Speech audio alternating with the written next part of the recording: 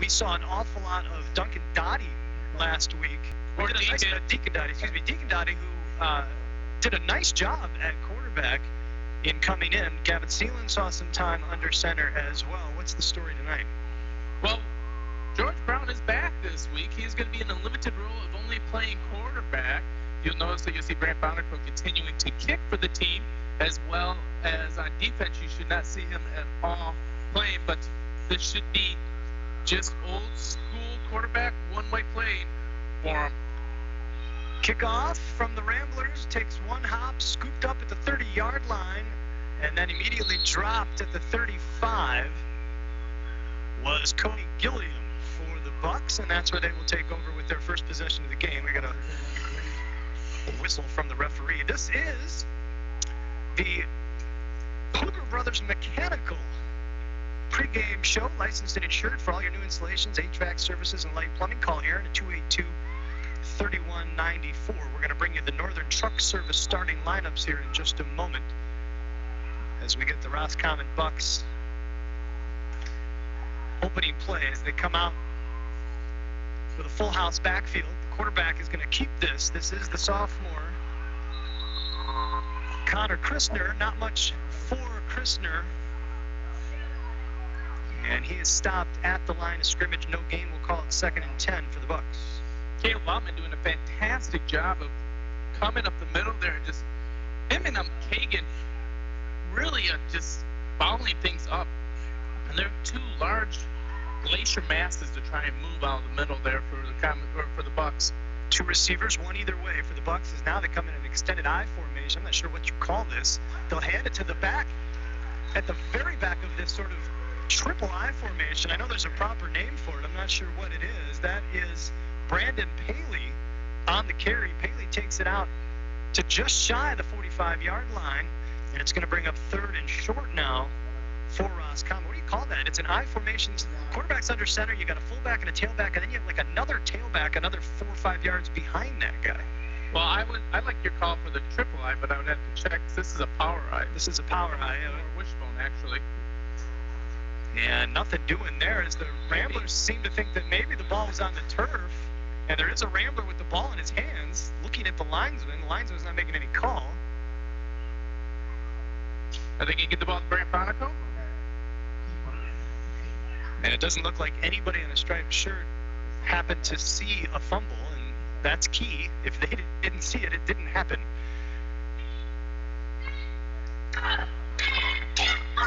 Owen Bonico is a little frustrated. I don't know if he's the one that caused the fumble. And they are saying it's going to be McBain football. So the fumble and the recovery, I don't know if we're giving credit to Owen Bonico for the takeaway.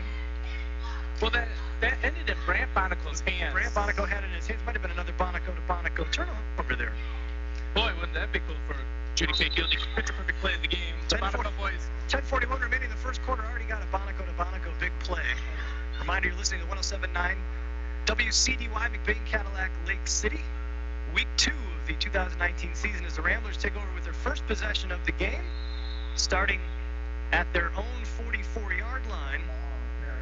And Rodenbaugh will take it up the middle and be brought down after about a 7-yard pickup. We'll give him 6. And I apologize. Ramblers actually starting at the 44-yard line of Roscommon. 2nd down and 4. Here's a pitch out. This is Sealand on the left side. It's Sealand. We got late flags coming in after the play, basically, on the tackle. Well, a couple of Roscommon players launched themselves at Sealand, and I think they're beginning to call in. Well, they're calling a hold. Yeah. I thought they might have called the helmet to helmet. It's tough to launch with your shoulder and not make contact with your head with those helmets. So instead of 2nd and 4 at the 38, the ball will be moved back to the 48-yard line. And it will make it 2nd and about 13 now for the Ramblers. Rodenbaugh in motion. Here's the snap. Rolling out to the right is Brown. Brown wants to throw, has a man deep, and it is caught. Did he stay in bounds? I think he juggled it out of bounds. They're going to say it's a catch, yes.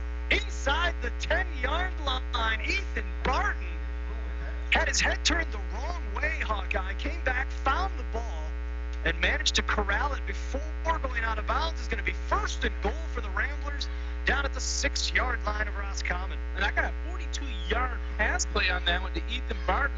Ethan Barton last season averaged less than one throw in his direction per game. And now he's going to make him think about that a little bit more often now. Ramblers quickly to the line. Handoff is to Seelan, and Seelan is corralled behind the line of scrimmage, taken back to the 8-yard line. It's going to be a loss of 2, so it'll be second and goal now from the 8 for the Ramblers. Yeah, it looks like the line needs to hold their blocks a little bit longer to let Seelan get free on that. 9:51 remaining here in the opening quarter. No score. Ramblers on their first possession, knocking on the door. Brown alone in the backfield. He's going to roll to his right. He's got a lot of options. He's going to keep it. Brown into the end zone. Touchdown, Ramblers. How's that backfield right now? Feels a lot better when you're in the end zone, doesn't it? I have to imagine. George Brown III rolling to the right. And the Bucks worried about that arm of his. Didn't account for the feet, and he finds his way to pay dirt. Puts the Ramblers up 6-0 with 9:38 to go here in the first. And it looks like we're going to start off with a Sebastian Matson attempt at an extra point. Indeed, Matson's left-footed kick is high, but pulled to the right. No good. But with 9:38 remaining here in the opening quarter, the Roscommon Bucks trail now. The McBain Ramblers, I looked up, saw Roscommon, and that's what hit my head. McBain Ramblers have a 6-0 lead over Roscommon. We'll take a break and be back in 30 seconds right after this. In the small town of McBain lies a locally owned family pharmacy that takes pride in helping improve the health of every patient that comes through the door. At McBain Family Pharmacy, you're more than just a prescription. Here, you're family, and their experienced team of professionals are always available to answer any questions you may have regarding prescription and over-the-counter medications. McBain Family Pharmacy is your full-service family pharmacy for both traditional and compound medications. Call them today at 231-825-8175. That's 231-825-8175. Or stop by their store, located at 119 North Roland Street in McBain. And welcome back to Roscommon High School. Jay Simon alongside Gary Hawkeye Vanna. The man, the voice, Rich Spicer, turning dials for us back in the studio. We feel blessed and lucky to have a man of that caliber turning the dials for us. Kayla Roby, a little under the weather tonight, so we wish Kayla well. Hope she feels better. But boy, to have Rich running your board, I'm just in awe as the Rambler kickoff bounces past the 20, scooped up finally by Drake Josts. Josts, I believe is how I wrote that. No, it's Josts. I wrote that down somewhere. And the Ramblers will wrap him up just outside the 25-yard line, give him the 26, and that's where Roscommon will take over. 9:31 to go here in the opening quarter. Ramblers lead at 6-0 on the George Brown III 8-yard touchdown run, following the fumble recovery forced by a Bonico and picked up by another Bonico. Here's that extended power eye look. That's almost an extended wishbone, because now they went with the wishbone with the two backs next to each other, Hawkeye, and then that third back was about 7 yards deep. That's a power eye. Is that a power eye? Run when I was in school. And what it is that you have a regular eye, and then you'll have a fullback off to one side or the other, but the same level as the up back. 5-yard pickup. It'll be 2nd and 5. It's almost like you have an extra guard in front of your tailback, or automatically pulling guard there to give you an extra lineman. Well, that's what we'll go with. Power eye, single receiver to the near side as the Bucks go left to right. Here's the pitch. And Paley is wrapped up by multiple white jerseys. Oh, and Bonico, and all my scouting reports for this game is way off. George Brown is going to take care of himself. He's not going to runs for a touchdown. Well, he's only going to play one way. Well, he's at linebacker right now, so... I feel like Maloney does that to us on purpose. Inside the 8.5-minute mark to go here in the first quarter. 6-0 Roscommon. And it's a 3rd and 4 situation for the Bucks.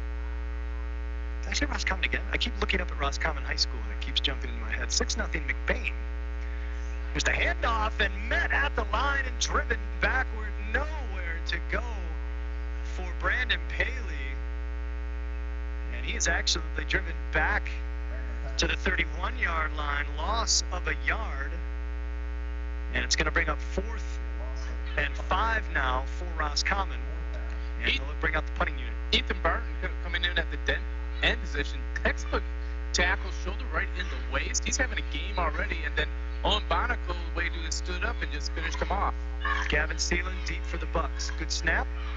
Side punt is going to be short. And nobody sees it. And it's going to be corralled by the Bucks. Right around the 43, we'll get the 44-yard line of McBain. So McBain will get solid field position once again as they take over with 7:28 remaining here in the first. We're broadcasting live from the Shepherd's Insurance Agency broadcast booth. You were listening to the Plugrim Brothers Mechanical pregame show. And the Northern Truck Service starting lineups, as we mentioned, George Brown III starting at quarterback after suffering the sort of lower back hip pointer type issue after a punt attempt last week. And as Hawkeye mentioned, he's also starting in the backfield at linebacker. So George Brown III wants to be on that field and trying to go both ways tonight. 1-yard gain on the handoff, I believe, to Rodenbaugh.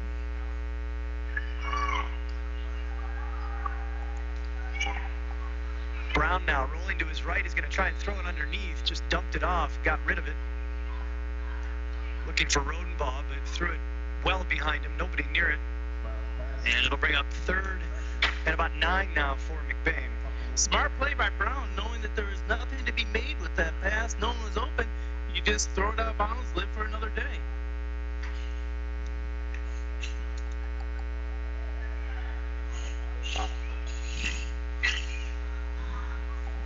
You know, when you got Bonico in the backfield right now, it's almost always a pass play because he's just an extra blocker. 4 receivers for the Ramblers. Rodenbaugh on the in motion. They tried to give it to Seeland on a bit of a counter play. And Seeland is wrapped up in the backfield. Loss of about 4 on the play, taken back to the 41-yard line.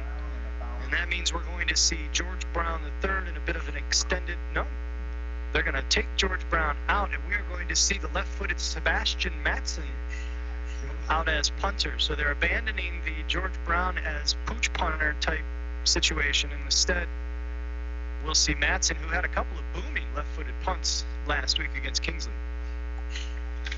Set up at around his 30-yard line. Good snap. Couple steps, and I jinxed him. Shanks this one toward the Roscommon sideline.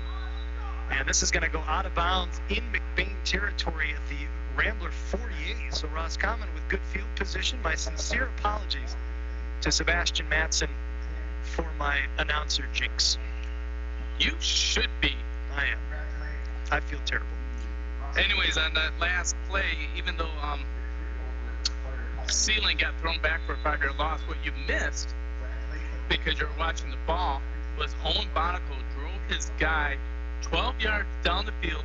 He buried the guy, hit him so hard the helmet came off, and then Owen came up with the hands extended like, what did I do? I didn't do anything. It's not my fault.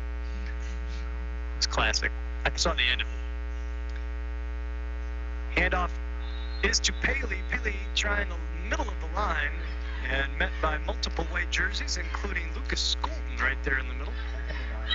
Yeah, Daniel Rodenbaugh also in on that tackle. They're doing a pretty good job of swarm tackling on the Bucks at the moment. 5:45 remaining here in the first quarter. Ramblers lead at 6-0, benefiting from a Bucks fumble and an 8-yard touchdown run by George Brown III. Here's that power eye look for Roscommon. And straight through the middle. Another fumble. Not a fumble? It has to be. There was no way he was trying to pass it. We got a fumble, a flag, and Trevor Bode with the ball. And the flag is being waved off. I don't know if they thought the Bucks jumped it, or excuse me, if they thought the Ramblers jumped the line. Who got that penetration, Hawkeye? Oh, that was a blitz. Did you catch By- the number? Yeah, it was number 24. George Brown III. Whew. They tapped the shoulder, rolled the defensive line open to create a gap, and he just came in blitz and got the quarterback just a hair after he handed it off. Yeah, Connor Christner barely got turned, and I don't know that he got the ball to his intended target. But in any case, the Ramblers will get it right back. Here's Brown following Gavin Sealand, and Rodenbaugh. Brown right, Rodenbaugh is back. And the 6'3" Brown basically falling forward for extra yards will get over midfield into Roscommon territory at the 49-yard line. It'll be second and about 4 now for the Ramblers.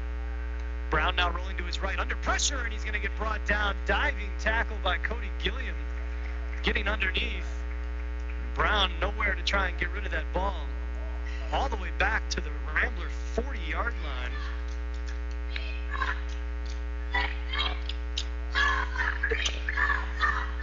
And it'll make it 3rd and long now for the Ramblers, 3rd and about 14.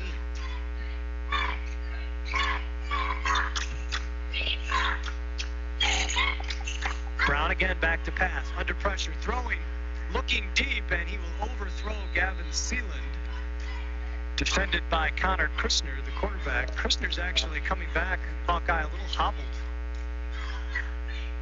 Well, if Brown could put a little bit more air underneath that, because Sealand actually was pulling away and did have separation, and Brown had plenty of arm.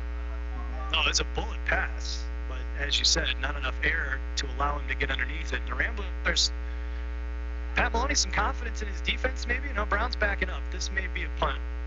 And it is. Brown will take one step and hit a booming punt.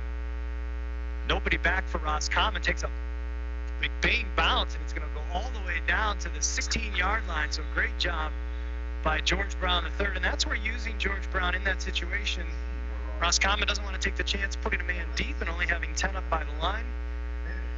And he's allowed to hit a nice end-over-end punt that rolls forward. So McBain winning the field position battle at the moment, as Roscommon will take over at their own 16-yard line. Yeah, but you'd like to see him capitalize a little bit better on turnovers, and that's what they kind of gave away, a turnover right there. I would agree.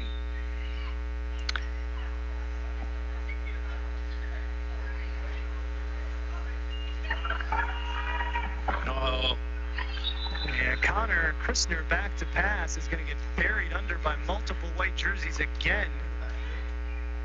As right now, the Bucks offensive line struggling to keep McBain out of the backfield.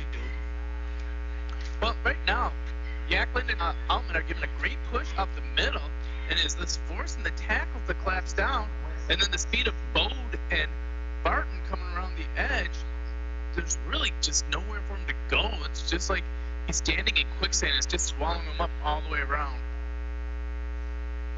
3:40 and ticking to go here in the opening quarter. McBain still leads at 6-0 on the George Brown, the 38-yard touchdown run. Roscommon with the ball going left to right, 2nd down and 16. The handoff is to Gilliam, shakes a defender, and then is buried on the far side. I have to assume that was either George Brown III or Owen Bonico. It was George Brown III. Yeah. The tackle was either a Brown or Bonico type tackle. You know, that's not a legal tackle on quarterbacks in the NFL. No, it's not. That's the kind of tackle that was. But you know what's kind of interesting is back in Rocket football, back to Rocket, there was a game, and really it broke down to a Bonico versus Brown, Matt versus Marion battle, and it was just those two players just seeing who can get the last punch in between the two of them, cause their team to win, and now they're teammates. Christner back to throw, wants to come out to the near sideline and overthrows his intended receiver. Drake Joists. I remember now that's a long A and a long O. Drake Joists. So it's going to bring up 4th and 10 now for the Bucks from their own 16.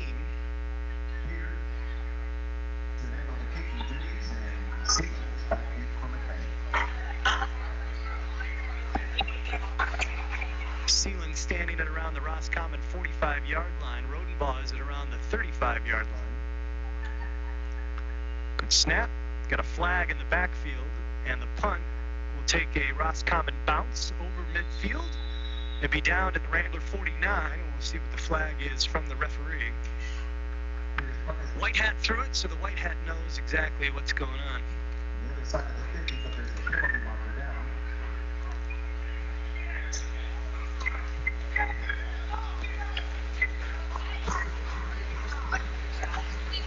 The Bucks are backing up, and it's going to be an illegal shift on Roscommon. Will they re-kick this? Yeah, they will. 5-yard penalty will take them back to the 11. And we'll try again.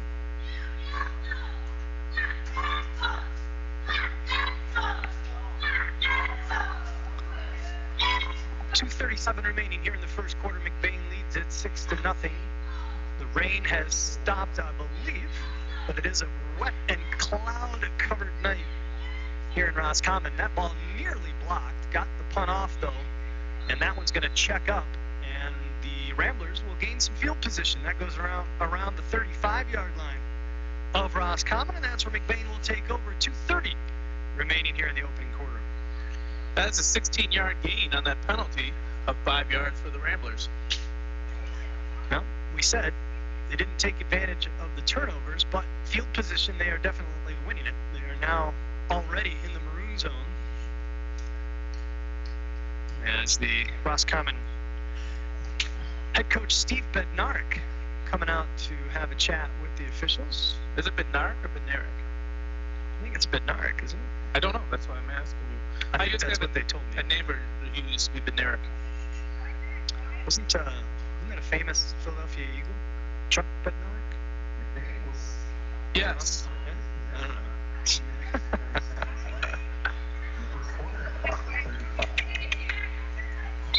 Yeah, here we go. Ramblers will take over. Going right to left, wearing their road green pants, white jerseys with those yellow helmets with the winged emblems on either side. Handoff is to Sealand to a toss. We got a flag in the backfield. This is going to come back. Sealand, though, escapes one tackler and will get down inside the 15-yard line, but there were 3 yellow flags thrown. That's when you know the hold is egregious. When 3 of the 5 guys in striped shirts throw their flag, you really held. What I liked is how the head linesman brought his flag and made sure it lined up with the referee's flag so that they get the exact same spot foul markage.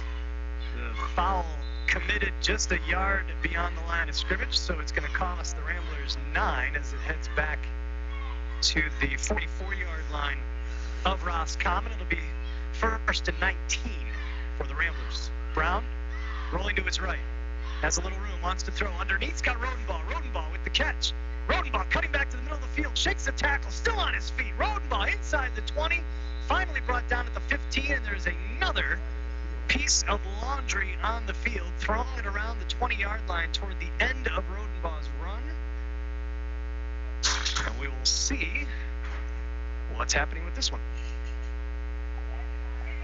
And it is going to be another hold against McBain.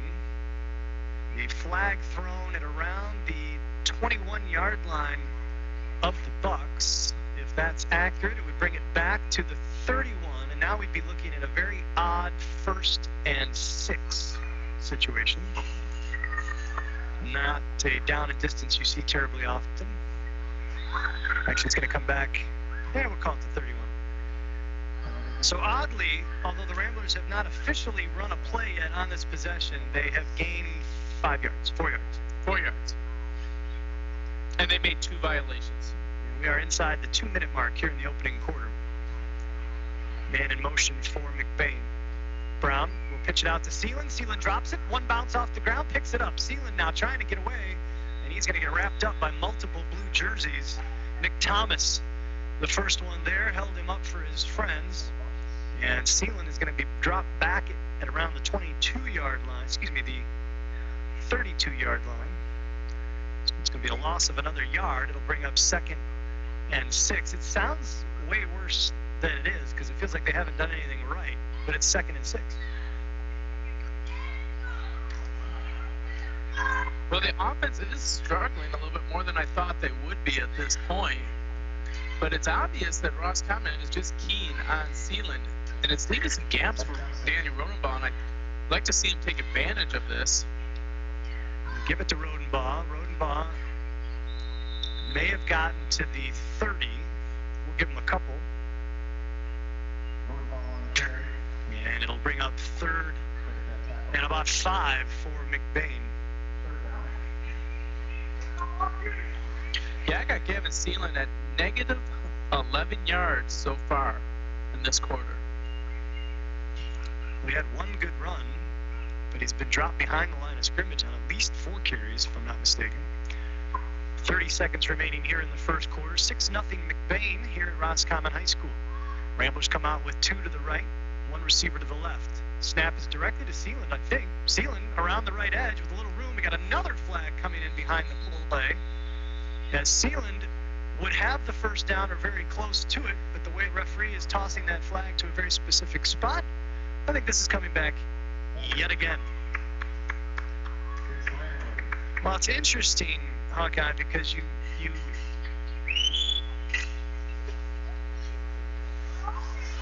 I want to say this carefully, and maybe I'll say this on the break between quarters. 16 seconds remaining here in the first. The flag thrown at right around the 20-yard line, so this is going to come back, excuse me, the 30-yard line. This is going to come back to the 40.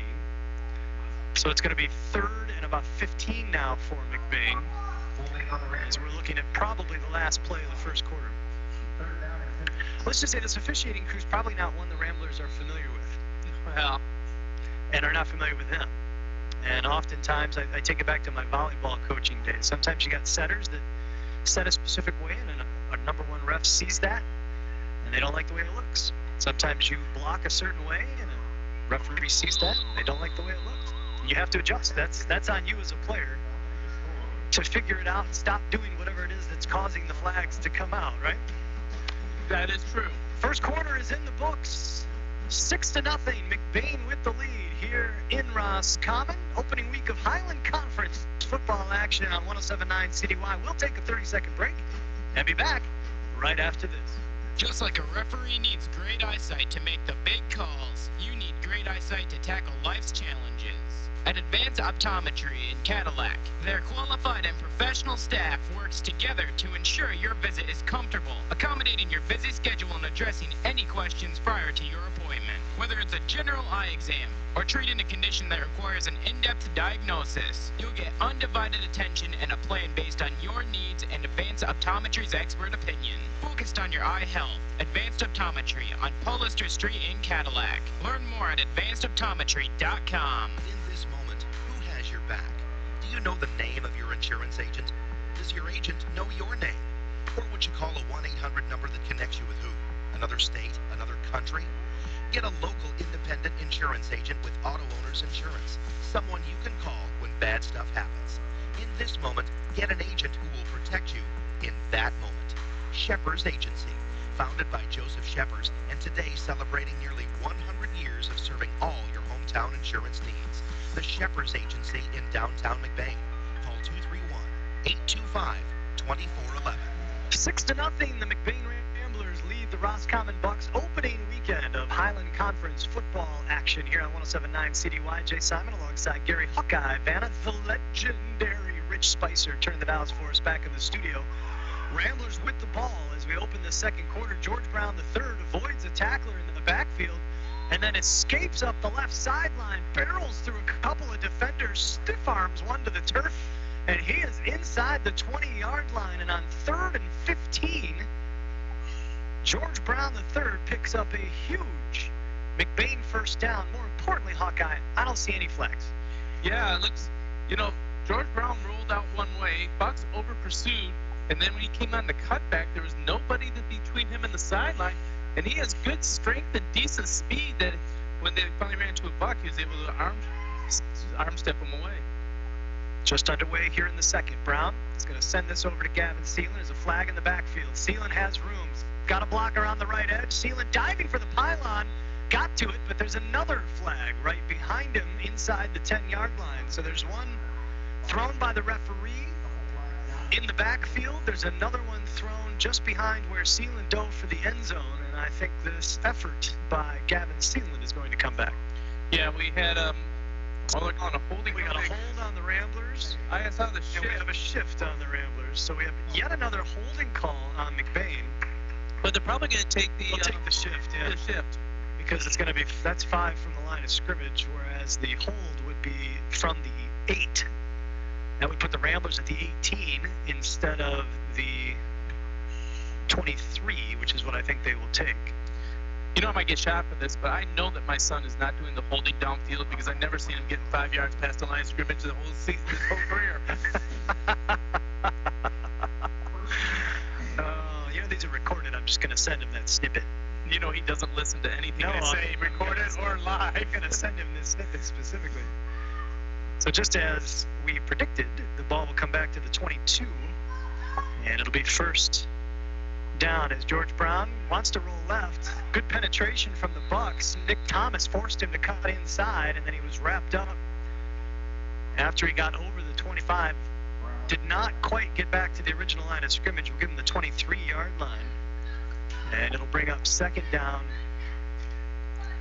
and about 15 for the Ramblers. 11 minutes remaining here in the first half. Coming to you live from the Shepherd's Insurance Agency broadcast booth. Our thanks to Pluger Brothers Mechanical and Northern Truck Service for their support of the pregame show, as well as our starting lineups tonight. As George Brown III wanted to throw, good coverage by the Bucks. His first and second options not there. Tucked it and took off, and he's going to get dropped at the 24. So it's a loss of another yard for the Ramblers, and it's going to bring up third down at about 17 now.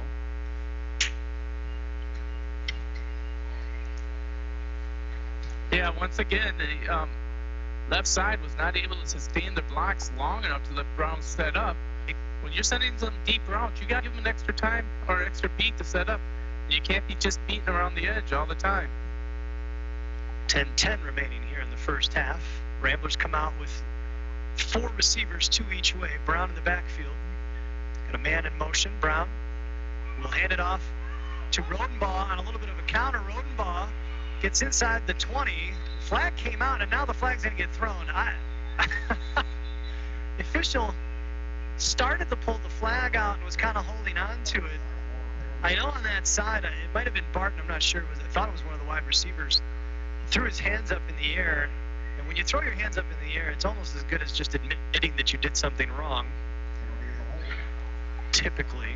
Although that's usually when you think you're blocking somebody in the back and you want to make it clear that you're not blocking them in the back. It's going to be another holding call. Is it the 5th? Yeah, I got 5 for holding. I want to say the 5th holding penalty of the game. Flag thrown at the 20. It'll take it back to the 30-yard line. The Bucks will take the yardage because Rodenbaugh had gotten inside the 15. So with 9:54 to go now, it's 3rd and 20-something. It's a country mile officially. 2 receivers split either way for Brown in the backfield. Brown rolling to his left, now has to cut inside again, dives forward, and again, Nick Thomas doing a great job coming off the edge for Roscommon, forcing Brown to do something he doesn't want to do. He wants to roll left and look to throw. Thomas is forcing him to pull it down and step up. And there's plenty of blue jerseys to help bring him down. So it's going to bring up 4th down now for McBain from the 30-yard line. They need to get to the 7th. So it's in 23.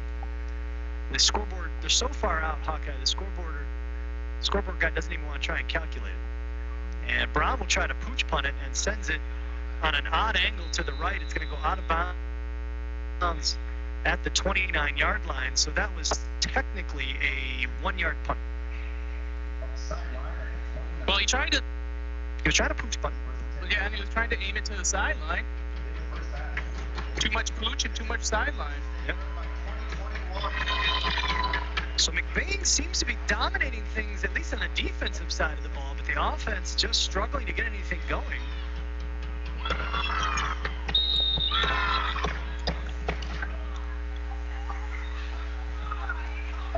As the rain's starting to pick up here, this is just good old football weather.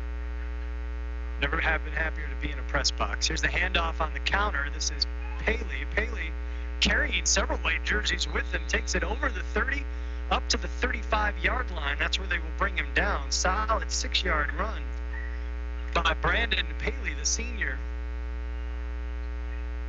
And once again, it's a Rambler handing the football to the official there. None of them acting like it was a fumble, but it keeps on falling into the hands of the Ramblers. 8:40 remaining here in the first half. 6-0 McBain. Roscommon facing a 2nd and 4, going right to left across your radio dial. And they're all blue home jerseys. There's a pitch into the backfield, and George Brown III looked like he was lassoing a calf there as he just landed, attached himself to Paley, and just rode him to the ground. You're not going anywhere with a 200-pound George Brown III hanging on your back. Hey, Cal Camp may have been last week, but the rodeo's still going on tonight in Roscommon. Indeed. As we have the calf rodeo, calf wrestling event going on. Calf wrestling? Calf wrestling? Calf lassoing? Just don't ask me. I wasn't at Cal Camp. 2nd and 15 for the Bucks. Wants to throw, and George Brown III does a nice job. It was tipped at the Ball line. wasn't tipped at the line. But there's a flag for interference. Well, Brown, I wouldn't blame the official saying it was a hand on his back as he went around to block this pass, but as you pointed out, that ball was tipped. That makes it live. And anything goes at that point, as Connor Christner trying to hit his man. I'm not sure what the discussion is if nobody saw it was tipped. Well, I think the back line judge saw the tip. Yeah, they're going to wave the flag off, and that's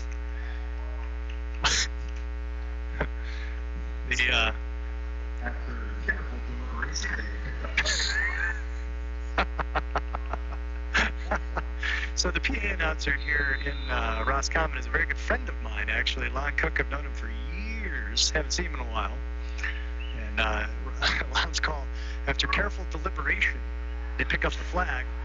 On the punt, the ball snap is low and dropped by the Bucks, and the Ramblers get in and tackle Nick Peer in the backfield, and Peer, they will turn it over at the 22-yard line.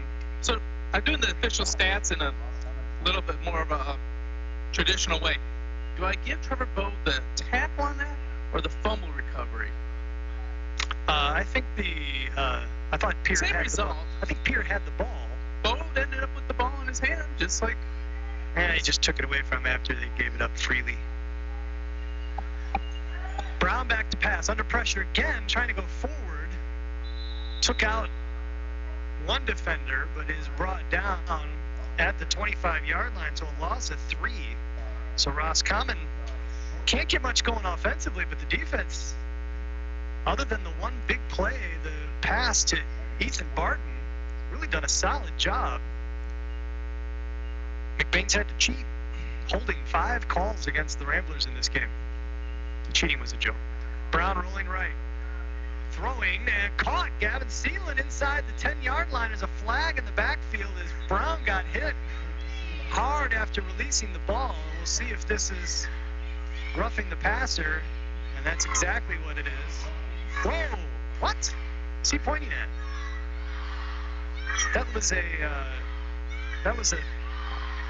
The signal that the official actually gave was intentional grounding, and he pointed at the Rambler side of the ball, so I'm not sure.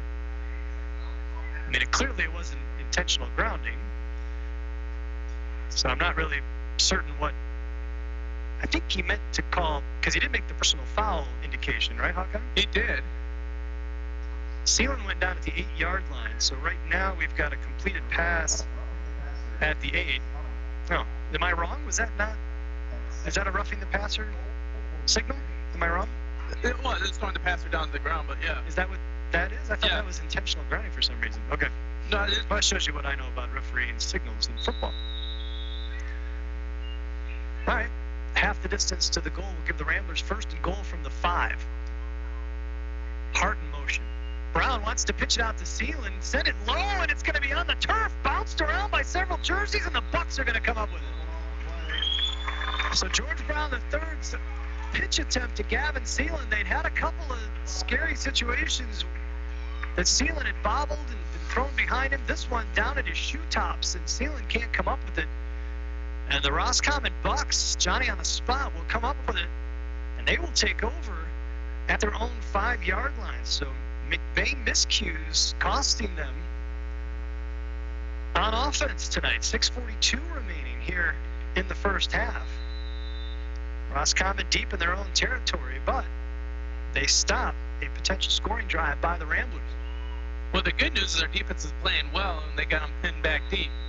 Power I situation, handoff, and we got whistles before he could get going. Jamie Sizemore, I think, he's only had 1 or 2 carries, but I think we're going to have an illegal motion on the Ramblers. Boy, Connor Christner. On the Ramblers? On the Bucks. Connor Christner, the quarterback for Roscommon, still got a little hitch in his giddy up.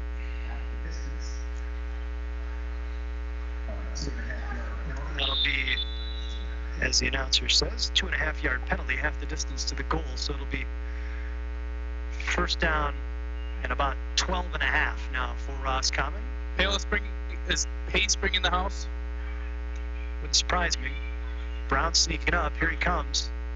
Handoff is in the middle, and the Ramblers were ready for it. Several white jerseys in the way. Somebody wants Ethan Barton wants a safety, but weren't quite inside the end zone there.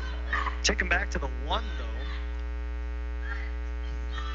It'll be second down. I would really test this sophomore by bringing the house again. Get your tight man-to-man coverage and see what he can do. Should be 2nd and 12. The sticks have it at 2nd. Scoreboard has it at 3rd. 6:05 to go here in the first half. 2nd and 13 now for Roscommon. Again, George Brown on the blitz, trying to jump in front of that pass attempt. Connor Christer did a great job just even getting that pass off, and then he nearly threw it into the hands of Hart. Joshua Hart Jr. actually had a beat on that thing. It was overthrown. Otherwise, that's a pick 6 and a walk into the end zone. Do it again? It'll be 3rd and 13. Yeah, scoreboard's got it at 4th down, but it's only 3rd down. Tell your cornerbacks to watch a quick slant and do it again. Now you want to get enough pressure on him that you don't get burnt by a pump fake and a toss up the sideline, because there's not going to be anybody back on this near side if you bring the blitz. That's why Ryan Pace is the defensive coordinator and I'm not. 5:56, yeah, I doubted at the time. They send 2 receivers out, 1 each way. And now we're going to get movement, and that's going to cost the Bucks about 2/3 of a yard. I don't even know what to call that. I guess I'll say 3rd and 14. 3rd and 13 and 3/4 now for Roscommon. Ball just inside their 1-yard line. 5:56 to go in the first half. That motion play was caused by George Brown. He's been blitzing that guy so many times. The tackle was worried about that he wanted to beat George Brown to the spot, and he left before the ball was snapped. And they're going to just try and send this straight ahead. Christner keeping it himself, trying to generate a little space to allow them to punt. Now, this is going to be dangerous because they're not going to have the full distance for a punt.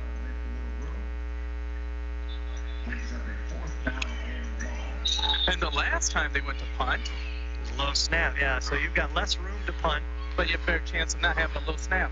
True, you don't have to send it as far back. Nick Peer, the junior, will go back to punt. Rodenbaugh and Seeland are standing at the 25-yard line of Roscommon. Good snap, and Peer gets it off, and gets off a beauty as he sends it over Seeland's head. And it's going to take a nice bounce. Seeland picks it up at his own 48-yard line. Seeland now with room, avoids one tackler, left, cutting back right, now trying to spin away, and he's going to get corralled by several blue jerseys at around the 42-yard line. So a great punt by Nick Peer. Quick punt, and he got it out over the 2 Rambler.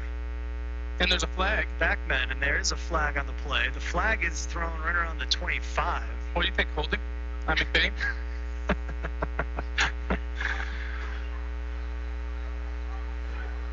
Well, how about a personal foul against Roscommon? I'm not sure what they did.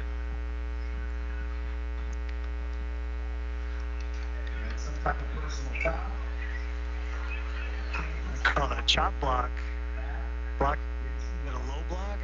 Did he put his hand by his waist? I want to say, was it a chop block or a blindside block? I don't know. But why are you blocking? Rock's coming. I don't know. At that spot in the field. It's a great question. It's a great question. 5:05 remaining here in the first half as McBain will take over with, again, excellent field position at the 23-yard line. And the snap, Brown is going to get buried in the backfield. Is that a bad snap? Yeah, that was a high snap. The ball looks like it's wet. Brown has had a couple of problems with mishandling it when he saw that pitch on the sideline where he skipped it over the ceiling, couldn't get good grip on it and spin it. And then this one just slipped through his hands. It was a high snap, of course, but you have a 6'4" quarterback. He saved you a little bit, but slipped through his hands. We'll bring up 2nd and 17 now for the Ramblers as we approach the 4.5-minute mark here in the first half. Rodenbaugh in motion. Brown's going to keep it himself on an option play. Brown lowering the shoulder, powering through one tackle. Will take it up to about the 28-yard line. Give him a couple. But it'll bring up 3rd and long for McBain. 3rd and about 15. 3rd down and 15. 6-0 Ramblers as they scored on their opening drive of the game. An 8-yard touchdown run set up by a 42-yard bomb from George Brown III to Ethan Barton. But they have struggled offensively since. Brown's going to keep this himself. Room to run up the middle and then met rudely and driven to the turf. It was a nice tackle there by Seth Kuipert, excuse me. 4th down and 12. And it's going to bring up 4th down now for McBain. 25-yard line, 3-yard gain for George Brown. But it's 4th and 12 now for the Ramblers. I'd be mildly surprised to see any kind of pooch punt attempt here. It makes no sense. This should be a normal play. Trips to the right for the Ramblers as they go left to right. Brown back to throw. Looking, throwing to his left. Has Seelan in the corner. Caught. Touchdown, Ramblers. And no flag. Gavin Seelan brings in the George Brown III bullet in the left corner of the end zone. And the Ramblers take a 12-0 lead. 3:11 to go here in the first half.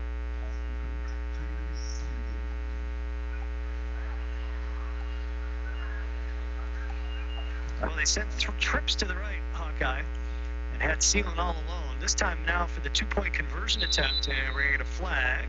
Delay game. How can it be delay a game? Is that sarcastic? I think we might have had a buck who was not in the team box.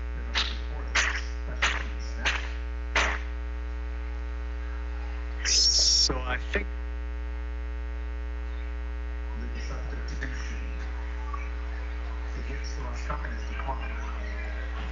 why would you decline that? Don't you get half the distance? No. This is why I do basketball, Hawkeye. Well, one of the philosophies is you're running looks like a pass play or you're going to run a jet sweep. But assume it's a pass play, though you will see Rodenbaugh in motion, and you want the extra space for the receivers to maneuver and get some space. Did I just tell the other team you're passing them? In any case, 2 receivers either way, and Seelan moved as Rodenbaugh went in motion. Seelan tried to argue that he didn't.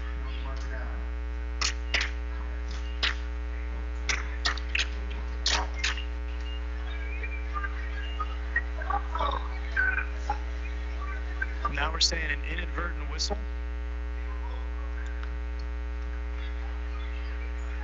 I'm a little confused, Hawkeye. Rodenbaugh was in motion. Seelan started to back away from the line. Can't both move at the same time, right? I think Seelan was able to do a little sales job that all he did is move his upper body but not his legs. And they fell for it. They bought it. He did. Rodenbaugh again in motion. And I could have sworn the left side of the line jumped. Handoff to Brown. Brown takes it himself, and he is stacked up, nothing doing. And after all that, 2-point conversion will fail. 3:11 remaining here in the first half. McBain with a 12-0 lead over Roscommon. We'll take a break and be back right after this. Making the final arrangements for a loved one is never easy. At Burkholder Family Funeral Home in McBain, they can help you get through the process one step at a time. Serving the families in McBain and the surrounding communities for over 40 years, they take pride in providing exceptional services that families can actually afford. The caring and compassionate staff at Burkholder Family Funeral Home can help ease the burden. Burkholder Family Funeral Home. Visit them today at 211 North Pine Street in McBain or call 231-825-8191. And welcome back to Roscommon High School. Jay Simon alongside Gary Hawkeye Vanna. 3:11 remaining in the first half. Week 2 of the 2019 high school football season. 12-0. McBain with the lead over the Roscommon Bucks. The opening week of Highland Conference football action. Other Highland schools in action around the area. And normally I would be able to check to get some scores. Certainly a Lake City score. I can always get that by following Jeff Hingston on Twitter, but I'm unable to do that at the moment. Hawkeye might be able to do that for us. Rich Spicer turning the dials for us back in the studio. Our well wishes to Kayla Roby, who is a bit under the weather tonight. The Rook was supposed to be on the board for her second night. Hopefully we didn't do that to her.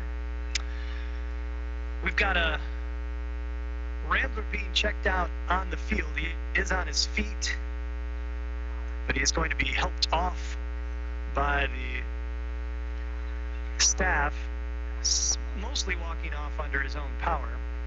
And I'm afraid to report that that's George Brown III. So we may not see George back now at quarterback. Left game 1 late in the first quarter after a minor injury, and now leaving game 2 late in the second quarter after being gang tackled there on the 2-point conversion attempt following the touchdown catch by Gavin Seelan.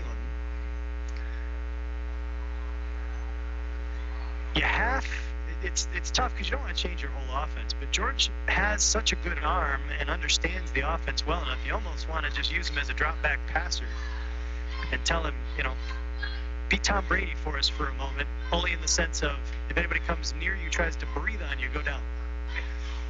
Just so we can have you throw the ball, right? Well, you're looking at the stats right now, and George Brown is the only one with double digits rushing alone, but he's made a lot of damage through the air as we quickly got, 76, 83, 93 yards and a touchdown through the air where he has gone 4 for 6 passing. Ramblers will kick off. Another little pooch kick taken by an up man, and he'll go down to the turf right away. Took 2 steps and then immediately fell to his knees at around the 39-yard line. No shame in that. That's solid field position, and that's where Roscommon will take over. If you're not the guy who normally returns kickoffs, that's all that white jersey coming after you. It's probably a little scary. I'd be scared, not gonna lie. 12-0 McBain, 3:09 to go here in the first half as the Roscommon Bucks done a pretty good job. McBain's helped them out, but they've done a good job defensively, but they've struggled offensively as the sophomore will hand this off, and this is Paley straight up the middle. And Paley with the first big run for the Bucks takes it into McBain territory. Brandon Paley has a first down for Roscommon at the McBain 43-yard line. And Austin Ealing had to make a tackle coming over for that one in his first play on defense this game. 18-yard pickup by Paley is a first down at the 43 of McBain. Now you notice they're not respecting the middle, or they're not spearing the middle as much with Brown on the sideline. Handoff is up the middle again. This is Paley again, and Paley will push the pile. Paley pushes the pile and picks up. I can't think of any more P words. Inside the 40-yard line up to the 38. 5-yard gain. It'll be 2nd and 5 now for Roscommon. 2:29 remaining here in the first, and Roscommon has all 3 of their timeouts. McBain deferred. They will get the ball to start the second half, so the Bucks anxious to put some points on the board.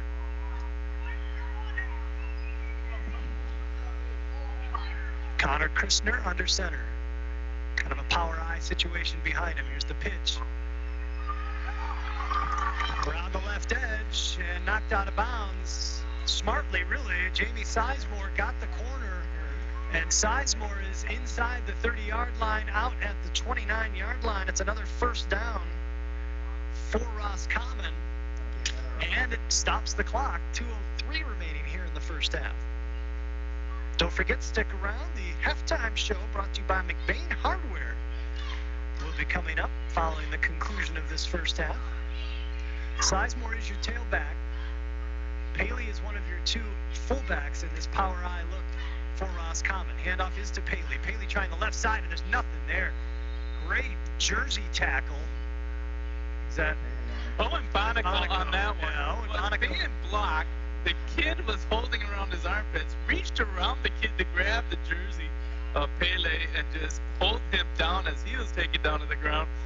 He said, "If I'm going down, you're going down with me, Captain." Yeah, that is some impressive grip strength from Owen Bonico. Stopped at the 30-yard line, so really a loss of 1 in essence, but we'll call it 2nd and 10. Again, power eye. Sizemore is your tailback. Christner wants to throw, has receiver coming in from the right side, low pass, but it was caught. This is Drake Josts.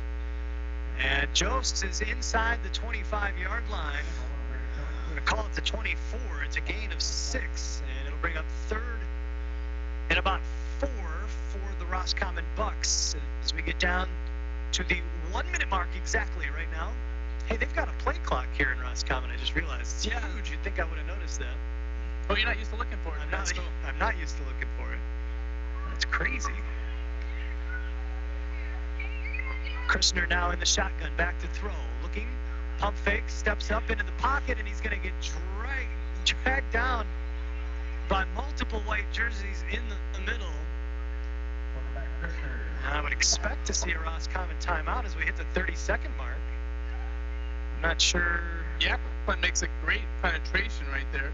As Bode is pushing him from the outside, he came up the middle, and it was done right there. And finally, yeah, now we'll get a Roscommon timeout. They let about 15 seconds go off the clock. Timeout on the field. 4th down coming up for the Bucks. Big 4th down as they try to put some points on the board before the half. We'll take the break and be back in 30 seconds. 12-0 McBain. We'll be back right after this. Providing great service and quality to our customers, LC Materials is here for you and all your concrete and aggregate needs, both residential and commercial projects. We can assist you in estimates, sand and gravel needs, project details, and on-time delivery. LC Materials is also in Cadillac at the Concrete Store. The Concrete Store has building supplies, stone, block, tools, and other accessories to help you finish your project. So when you're ready, call LC Materials. We're ready when you are, online at lcmaterials.net. And welcome back to Roscommon High School. Jay Simon alongside Gary Hawkeye Vanna. The man himself, Rich Spicer, turning the dials for us back in the studio. So if anything goes wrong, can't be Rich's. 12-0 McBain with the lead here in Roscommon. Opening week of Highland Conference football action. And the Roscommon Bucks trying to put some points on the board before the half. They've got a 4th and 6 coming at their own 26-yard line. now they had a dilemma there to call a timeout or not. If you call a timeout and McBain stops you right away, you get them more time on the clock. Christner will throw and hits his man on the slant. And it's a first down. Drake Jones, the same play they ran a moment ago on the slant from the far right side. This time the throw a little high. Jost brings it in. And it is a first down for Roscommon. And first and goal, they're going to mark this. Looks like at The 8-yard line? about the 8-yard line, yes. Maybe 7. It's a nice bullet from Christner. We hadn't seen much in the way of throwing. But typically that was because George Brown III was getting penetration and Christner just didn't have any room to throw. With Brown on the sideline, all of a sudden they're airing it out. 15 seconds remaining here in the first half. And Roscommon now, with one more timeout, will get at least 2 chances to put this into the end zone. They can throw or run on this possession because they can still call timeout. And after that, probably need whatever your best play is. As if I know what I'm talking about. First and goal, Roscommon. Well, I know what I'm talking about, and Big 24 is back out. Power eye look. Sizemore is your tailback. And he Christner will give it to Sizemore. The ball out of the hands of Sizemore. They must have got it back because they're calling timeout right away. Sizemore got the ball back. And the Bucks will call timeout with 10 seconds remaining here in the first half. Ball will be marked at the 10-yard line.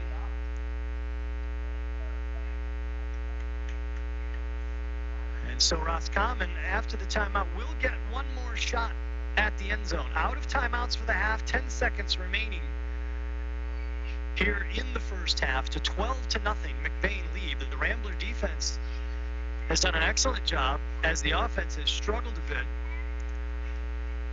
And this is the first possession where Roscommon has really been able to get much going.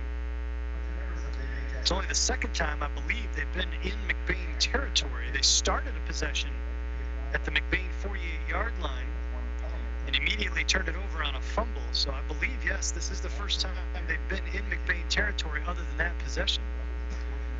And with 10 seconds left and no timeouts, barring a quick pass incompletion, this will be likely their last opportunity. And George Brown's back on the sideline. So Brown came in for one play. Yep. I feel like they're just messing with their heads. Shotgun formation. Paley in the backfield with Christner. Christner rolling left, wants to throw, looking to the left side of the end zone, throwing, and we're going to get a flag on the play.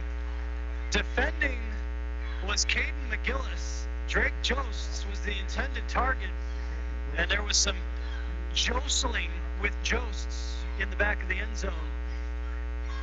And the Bucks are going to get another shot at the end zone with 4.6 seconds remaining. That should be half the distance to the goal if that's interference, which I assume it is. It'd be interesting to see what was happening here because the official was pointing at Joseph. He was going back to the sideline. And I don't know if he was giving him a warning or if he has something else he wants to say. If they conference on this, there's something else going on, but there is no conference. Not sure what the additional... That's probably a warning. Well, the referee indicating pass interference against McBain and then crossing his arms or whatever, was making the personal foul indication. I don't know if maybe Josts, as young teenage boys are wont to do, expressed his desire for the pass interference call in a way that the officials felt he needed a warning. Or he was excited about getting the call and he was over celebrating something. That's what I thought was more likely. That's entirely possible. So Roscommon will get another shot at it. 4.6 seconds remaining. Sizemore is your tailback in this power eye. Christner wants to throw underneath. Contact again, this time incomplete. Ball was thrown behind Josts. So I don't know if that contact came because he slowed down for the ball. McGillis was going after the ball. And 9/10 of a second remaining. Looks like Roscommon's going to get one more shot at it.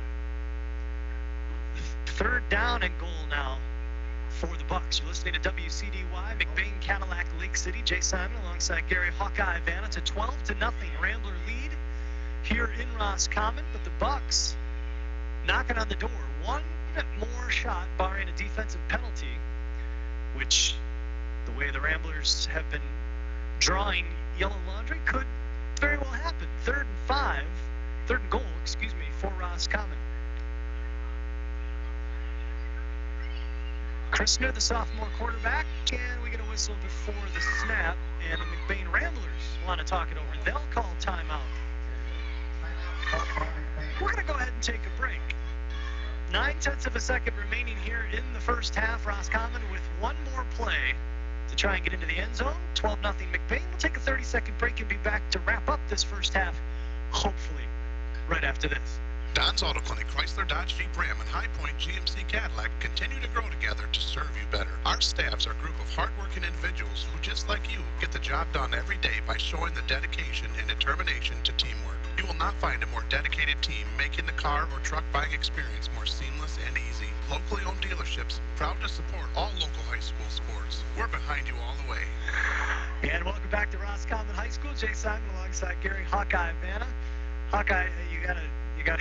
Can you say that joke? I was just saying that Maloney called that timeout to ice the band there. They were all anticipating he's going to give another couple of minutes in the rain and get a little cold.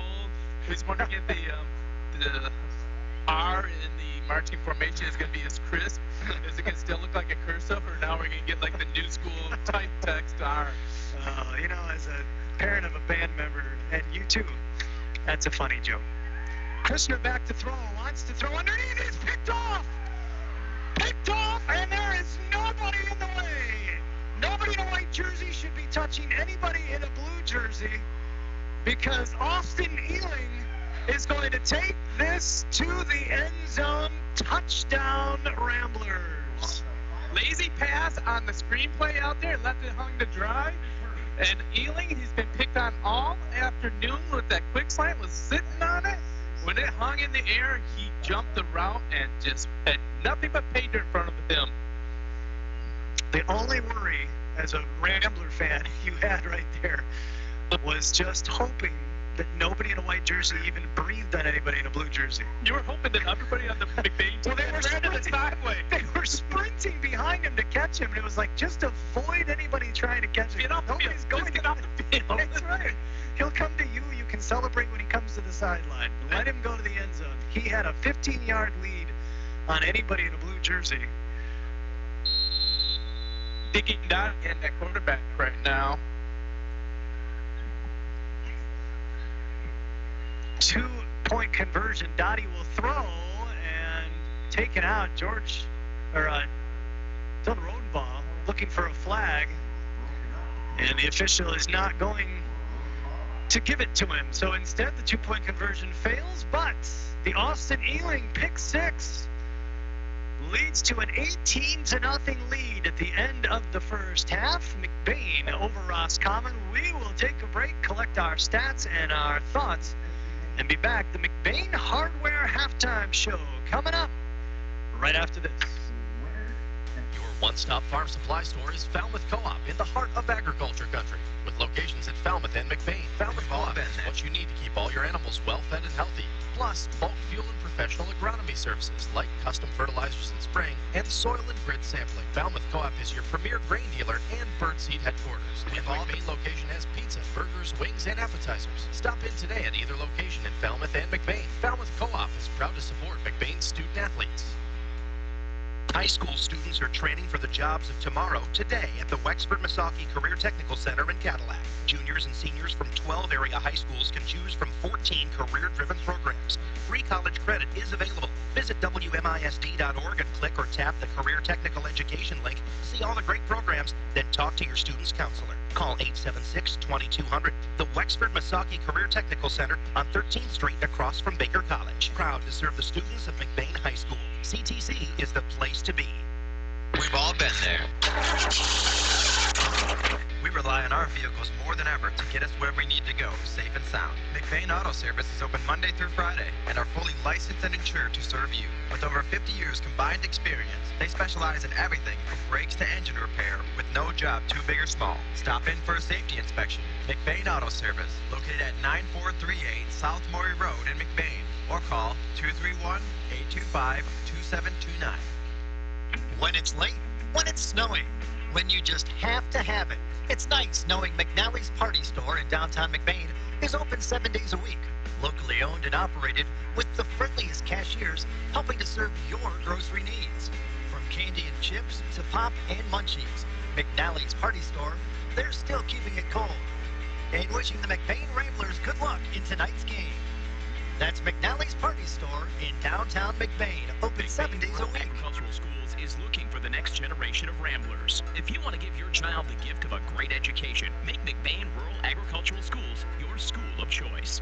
Every McBain Rambler gets a MacBook or iPad, a strong curriculum, including a variety of vocational programs, great athletics, and access to a brand new state-of-the-art performing arts center. Because great performances shouldn't be limited to the football field and basketball court. School of Choice is now open, which means a huge decision for your family is upon you.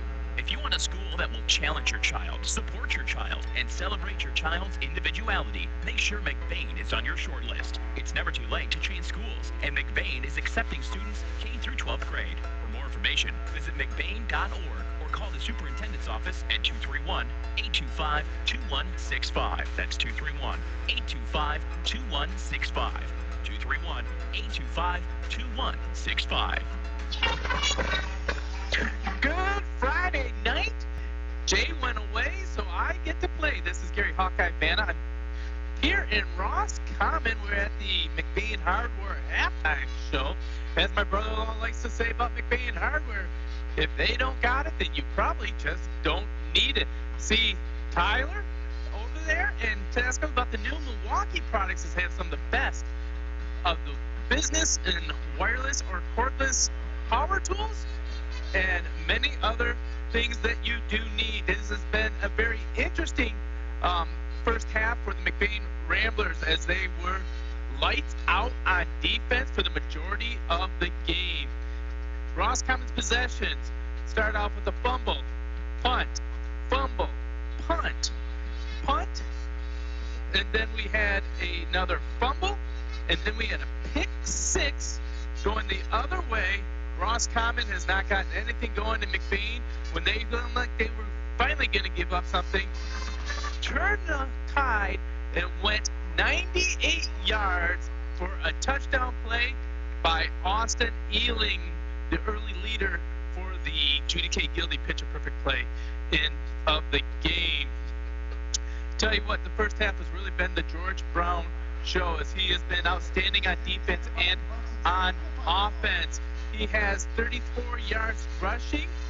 He has 97 yards passing for a touchdown pass also. He was 3 for 5 on the passing. Passes went out to Ethan Barton for 42 yards. Another 25-yard pass to Gavin Seelan for 25 yards and a TD. We have a 25-yard. He had a 42-yard touchdown pass to Gavin Seelan.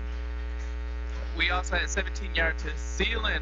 Daniel Rodenbaugh has 9 yards rushing and 34 yards receiving. Defense is being led by Trevor Bowe with 2 tackles and a fumble recovery. In addition to that, we have Gavin Seelan with another 3 tackles. Austin Ealing, who didn't start the game, is really having a breakout game as he has 3 tackles on his own and that big 98-yard pick six to really make the game very much McBain's way. The defense has been the story so far, and George Brown has been the story because the only time the Roscommon got the ball actually moving is George Brown was out with the injury. Well, the fun always has to come to the end. Jay's back. We'll let him take over at this point. 18-0, McBain with the lead here at halftime in Roscommon. The marching Bucks out on the field, actually exiting the field. Hawkeye and I both have a soft spot for marching bands, as I have the world's most adorable flute player and now world's most adorable drum major in McBain's, and of course the world's greatest euphonium player is a Vanna tuba. Is it truly the tuba or is it euphonium? I believe it is. The big one like that is the tuba, right? Yeah, he's a tuba. He started off tuba, he started off as a euphonium, and then he hit puberty and grew up to a tuba. True tuba player, fantastic. Maybe one day he could dot the I. Would you allow him to do that? If he could be in that marching band, heck yeah. All right, that's fair. It's a brave statement from somebody who grew up in Michigan. As I mentioned, 18-0 at the half. Hawkeye, I assume, ran down the scoring for you from the first half. I just ran down Roscommon's fumble, punt, fumble, punt, pick six. That's not nice. Or am I missing a punt? I'm not sure, to be completely honest with you. I've got fumble, punt,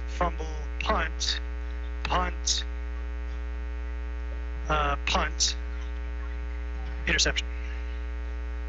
All right, you added a punt. I think you added a punt. I had a punt instead of a fumble because I was being kind. I think you rubbed in a little salt in the wound even by adding an extra punt. No, I didn't say the extra fumble. Oh, it was the extra fumble? All right. Well, I'll buy that. Well, this is I want to say a far cry, but I also want to say that Roscommon has not had as much success defensively as Kingsley did.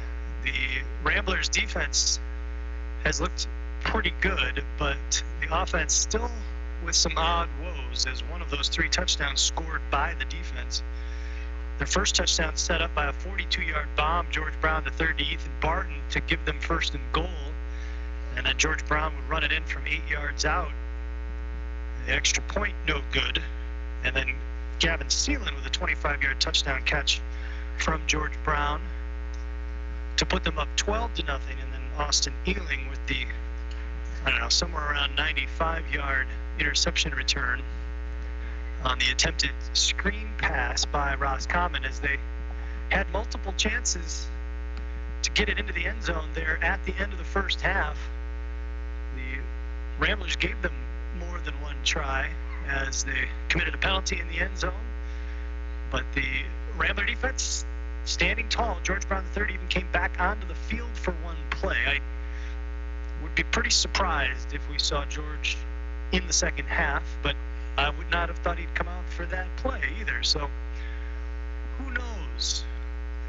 These young guys, they bounce back a heck of a lot quicker than you and I do. I've only just now recovered from jogging back from the bathroom. I didn't tell him where you went. I just said you were not up to me. So anyway, I just want to say, the percentage of George Brown playing the second half dropped significantly after that pick six.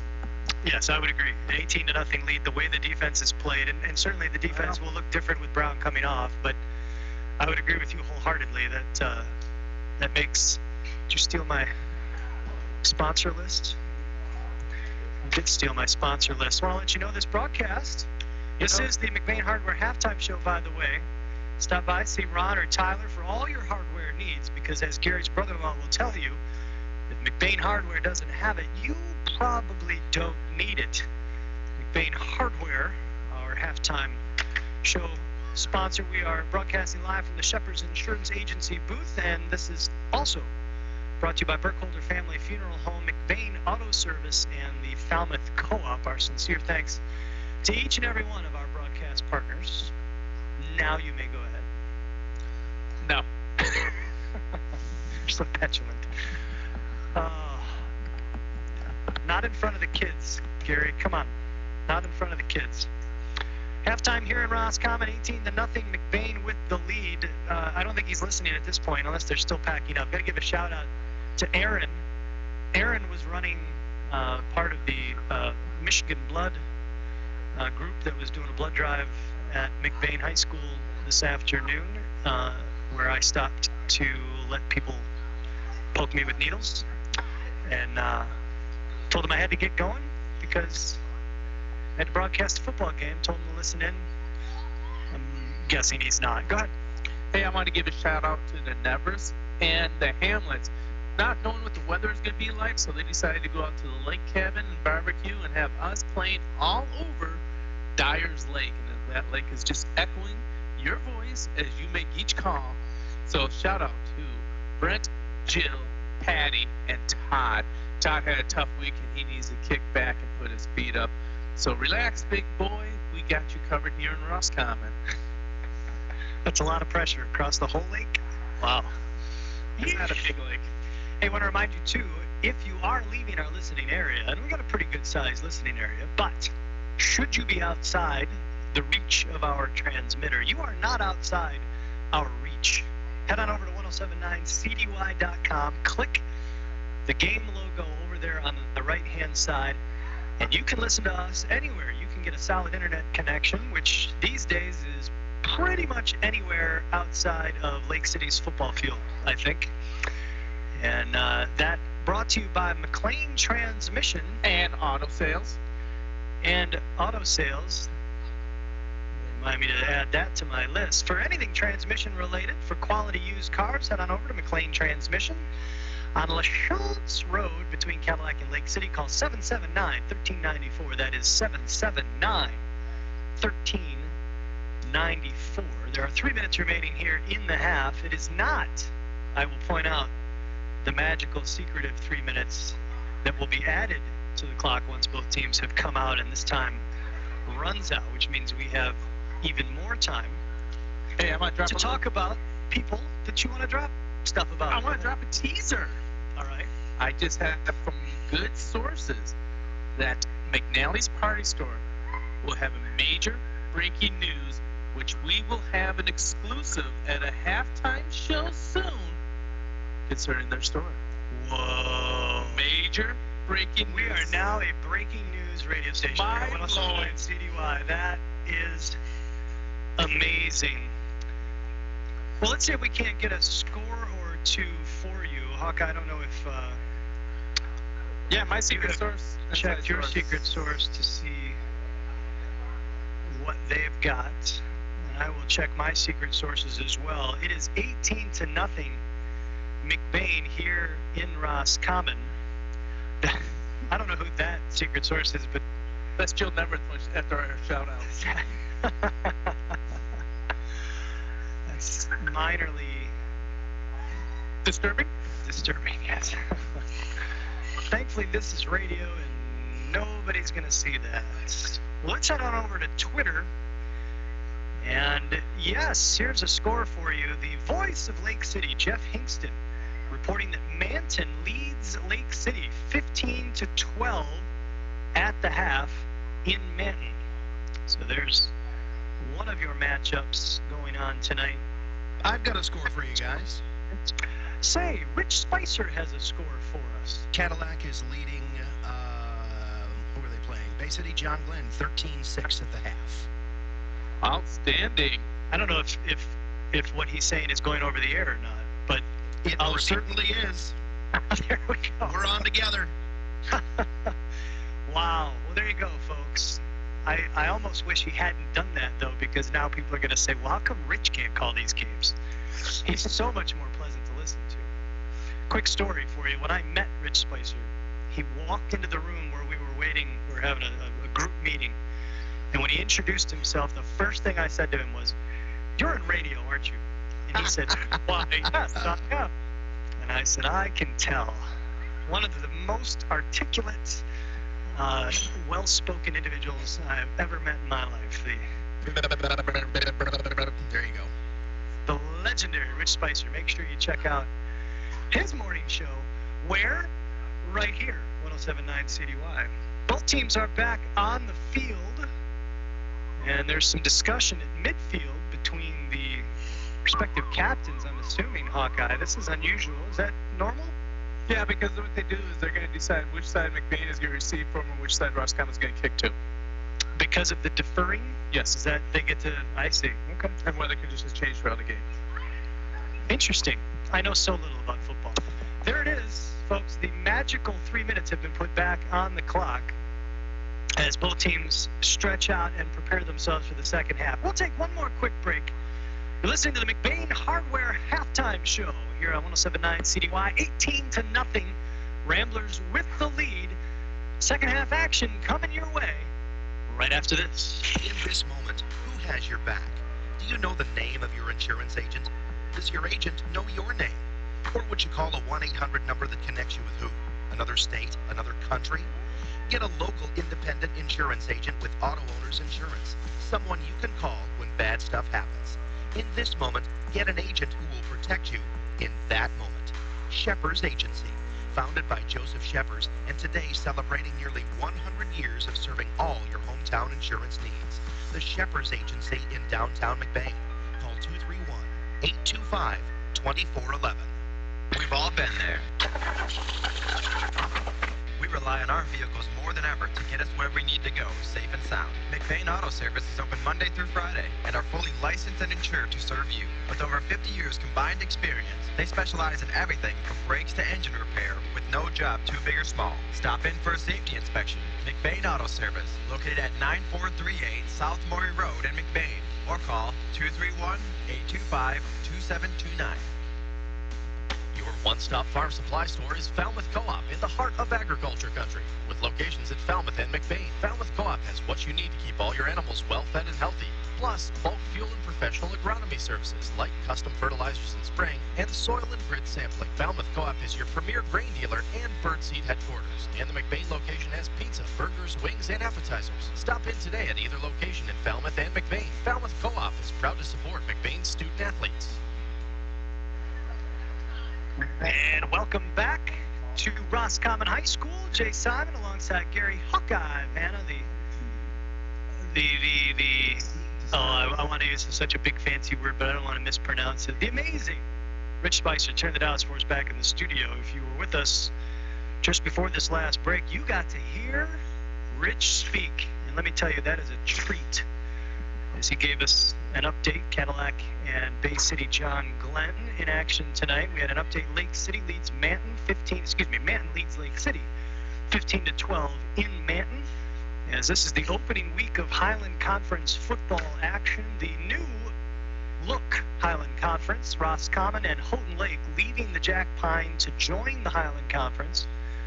Marion no longer a part of the Highland Conference, and we now have 8 teams, and they all play football. So full slate, 7 weeks of conference action.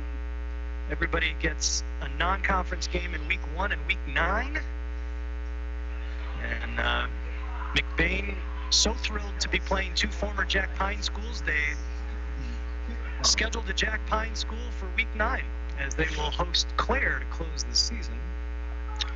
McBain will be receiving the ball to start the second half. Roscommon will put boot to ball, sending it toward the sideline. It's going to go out of bounds at the 30, and the Ramblers will get it at the 40 to start the second half. Yeah, I was going to say, this is the inaugural McBain-Roscommon battle for not only Highland Conference, but just ever. In general, absolutely. As you mentioned in the pregame, the Kluger Brothers Mechanical pregame show. It is the first time that these 2 varsity teams have ever squared off, but you mentioned these kids in 7th grade did play in rocket football, so they may be familiar with each other a bit if they can remember that far back. I mean, that's a long time when you're 17, 18 years old, 5 years. Yeah, I can hardly remember that McBain lost 37-0 to Roscommon in the 7th grade game. Huh. And my son only played 12 plays. Dottie is in at quarterback. The pitch is to Gavin Seelan. Seelan around the left side, cutting inside a block, and he's going to get run out of bounds in Roscommon territory. And he has a first down at the Buck 45-yard line. And I want to say this as non-sarcastically as I can, even better. No flags on the play. Oh, and you called me. Well, assault in a move. Well, let's face it. Let's face it. It was a big running play, and there had been a few big running plays that had not been called back for McBain, so that's a boon. Deacon Dottie under center.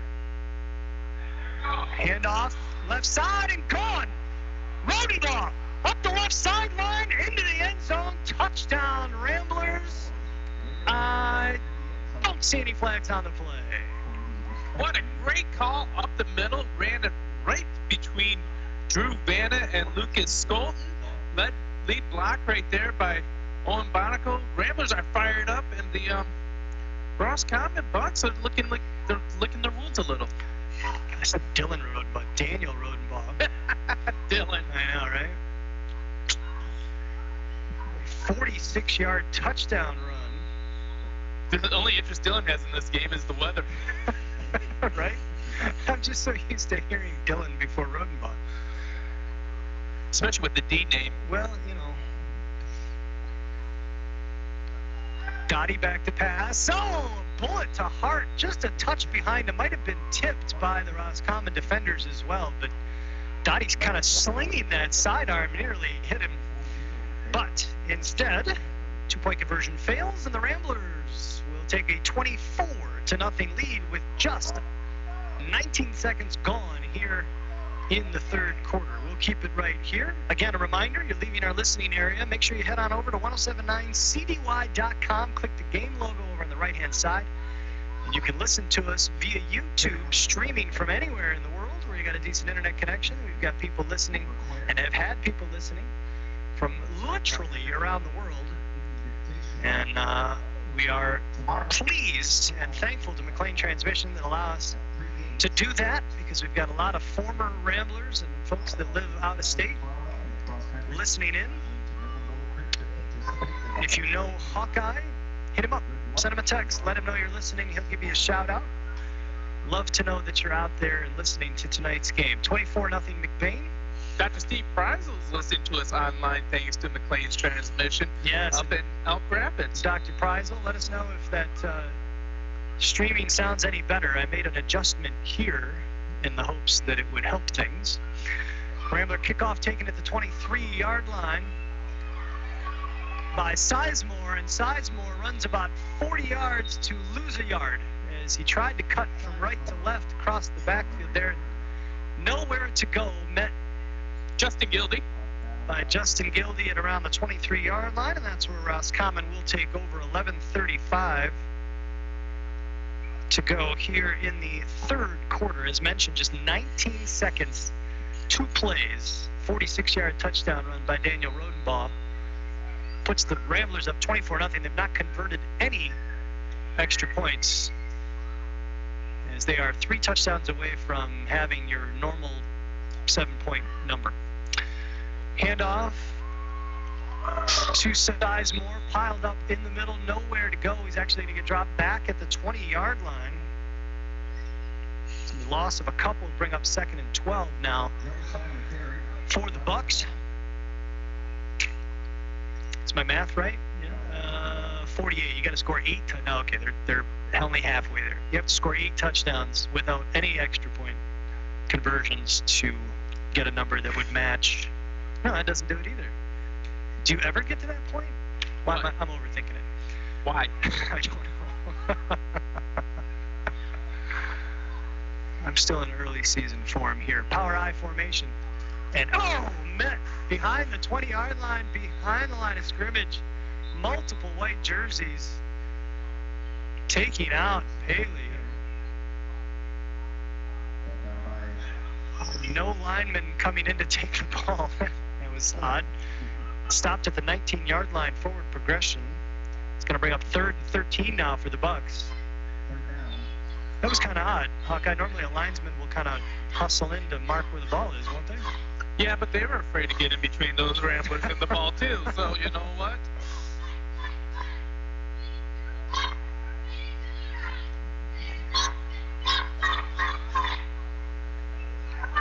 Rain misting still continuing to come down. I know we got a whistle and a flag. I think that's going to be a delay of game on the Bucks. It's going to cost them 5. That'll go back to about the 14-yard line now. And that'll bring up 3rd and long. Elsewhere in the Highland Conference, we mentioned that Manton leads Lake City 15-12. Also squaring off tonight. Manton leads Lake City 15-12. Yes. At the half. Is that not what I said? Rangers. Yep. Back to throw, and overthrowing Sizemore is Christner. Bracketed by McGillis, and I believe that is Hart. Nope, that is not Hart. That is Trevor Bode. Bode. Trevor Bode. McGillis had him on the far side, Bode underneath, and there was nothing there. Christner really doing a good job of putting that where nobody else would catch it. 9:55 to go, and Pierre now back to punt. Good snap, right-footed kick is a beauty. Rodenbaugh will let it go past him, and now he'll scoop it up inside his 35-yard line. Rodenbaugh up the middle of the field with room to run, sheds a tackle, and then we're going to get another flag in the backfield as he goes down just into Roscommon territory.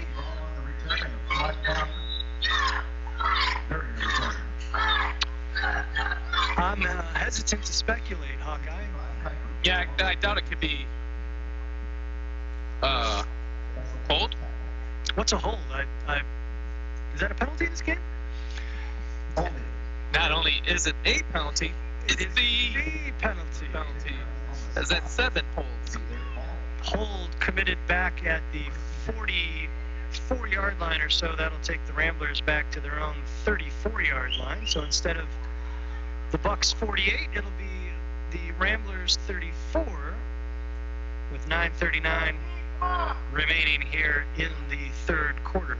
And to be clear, that is an advanced optometry good call. All 6 have been advanced optometry good calls by these officials. We're not criticizing the officials for their calls. I have a question. I don't know what we're doing. After 5 holds, is it still holds or is it hold eye? Dottie with the handoff to Sealand. Sealand is dragged down in the backfield. Back at the 32-yard line, couple yard loss. It'll be 2nd and 12. Yeah, I don't know. I thought you were going to ask after 5 holds, do you get the 6th for free?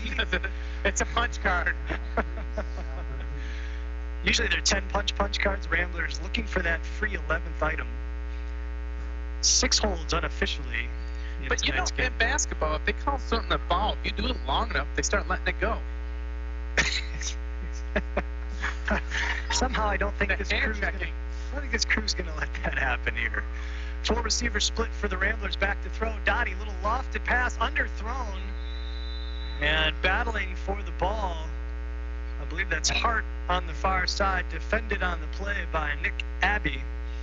And it will fall incomplete. The underthrown ball sometimes will draw a flag, as Hart was the only one to see it, came back looking for it, but Abbey with solid position, so it'll bring up 3rd and 12 now for the Ramblers. Misty rain continues to fall here in Roscommon. Ramblers going left to right across your radio dial. Rodenbaugh will line up in the slot on the near side along with Hart. Dottie in the backfield with Sealand. Dottie wants to give it to Sealand. Sealand wants to go up the middle, and Sealand is drilled and dropped. An impressive tackle by Reese Austin, the junior. Sealand did get across the 30 up to the 35-yard line, gained a few, but it's still going to bring up 4th and 9 now for McBain. That was a man-sized tackle by Reese Austin.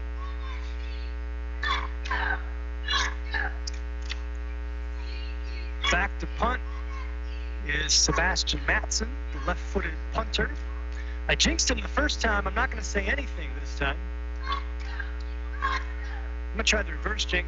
Sebastian last time shanked his punt. Ball is wet. Can be a little problematic, and the Ramblers are not going to get this off. And instead, Sebastian will be kicking from 5 yards further back. It looked like somebody missed assignment, and the Ramblers running in late to fill a gap that should have been filled by somebody else. Well, and you'd rather take that 5-yard penalty than leave a gap for a blue jersey to come through and block a punt, right? That is correct. I'm surprised there's that car that's allowed to be parked over there and they continually put on their headlights. I'm surprised by that, too.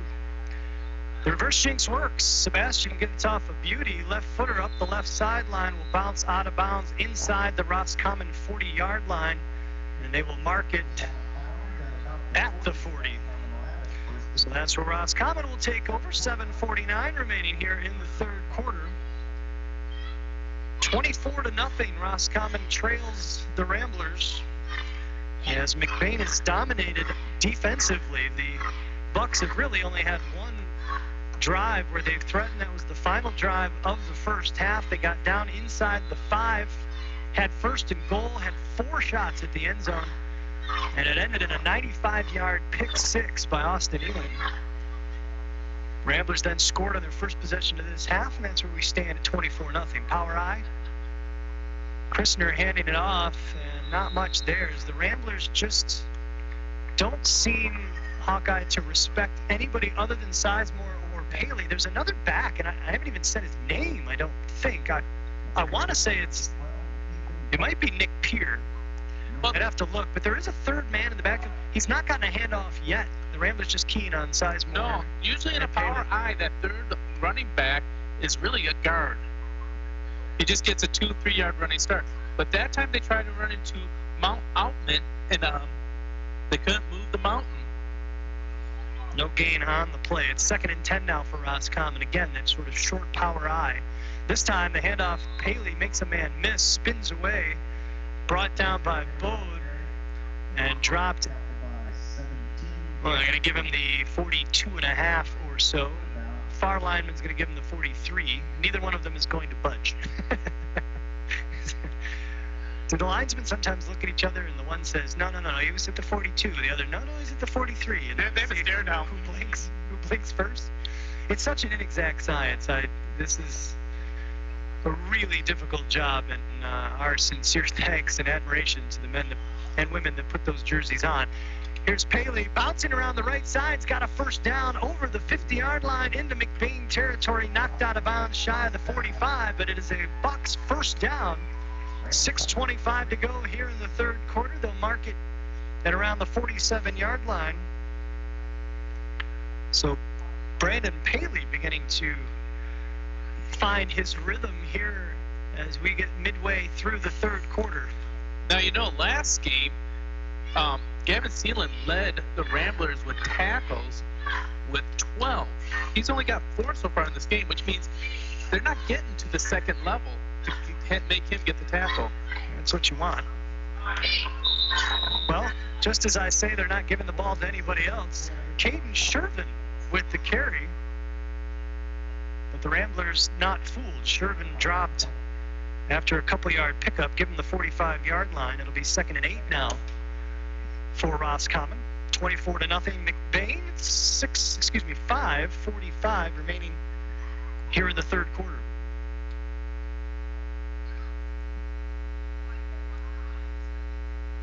Roscommon faithful looking for something to cheer on over here. As Christner, maybe some miscommunication, I'm not sure. Pierre took off. Christner looked like he wanted to either fake it to him or give it to him, but then he didn't have the room to give it to Paley. And Christner will get dropped back at the 48-yard line of Roscommon. Loss of 3. It'll be 3rd and 11 now for Roscommon.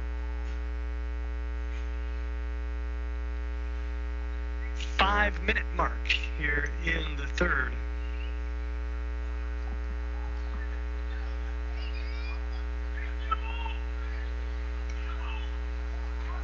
Christner again with that power eye. It's basically 2 backs at the fullback position with a tailback in the middle of them, where a tailback would typically be. Christner wants to throw. Looking deep, and he's picked off by Hart. Hart grabbed by McGillis and slung in the right direction. Hart cutting back will cross the 40-yard line and be brought down. Josh Hart with the interception. And McBain back in business with 4:34 to go here in the third quarter. Apparently we need a turnover sponsor. There you go. Maybe a realtor. A realtor? Oh, Yeah. That'd be a good one. That'd be a good one. 65 at his first and So McBain will take over at their own 41-yard line, the second interception of the game. This one by Hart, and that was hilarious because Hart had to leap backward to take that pass out of the air, and his momentum was carrying him backward. McGillis grabbed him around the waist and slung him forward. Dottie will hand this off to Sealand, and not much there. Sealand dropped after he got to the line of scrimmage, maybe.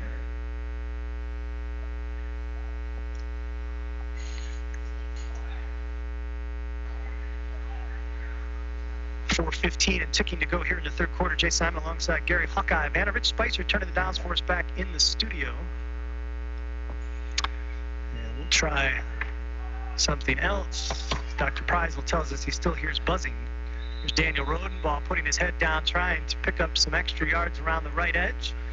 And Rodenbaugh will get brought down after reaching the 42-yard line.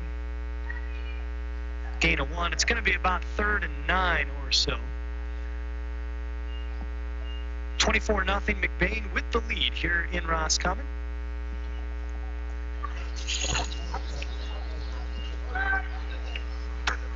Ramblers come out, 2 receivers split either way. Gavin Seelan is your slot receiver on the near side. Back to throw. Dottie underneath. And Owen Bonico That ball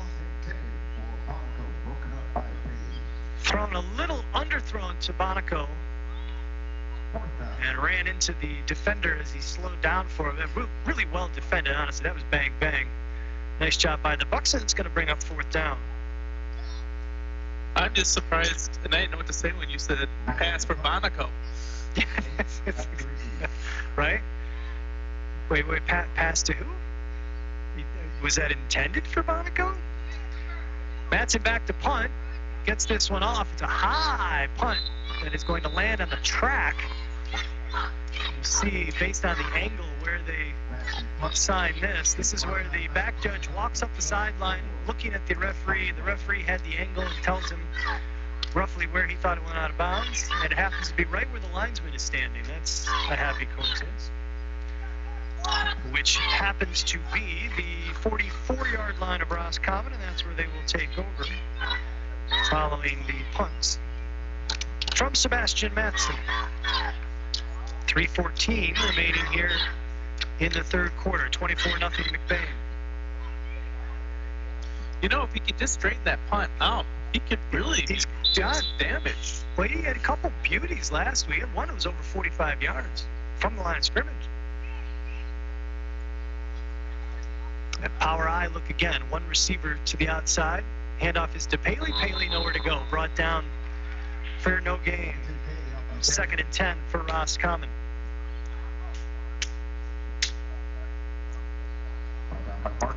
Defense still doing a strong job for McBain out there.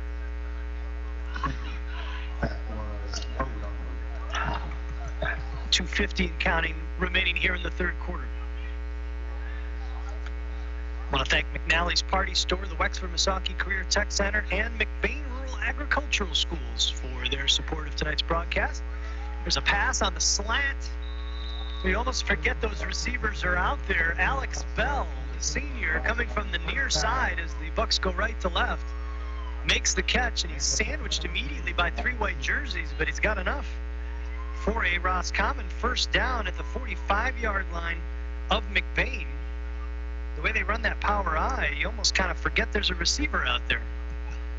Yeah, and what happened on that one is that they decided to chop block the defensive end, Ethan Barton, get him down on the ground so he couldn't be standing up in that passing lane for that quick slant. Christner with the handoff. I would say up the middle, but it's hard to say where he wanted to run because he was dragged down in the backfield.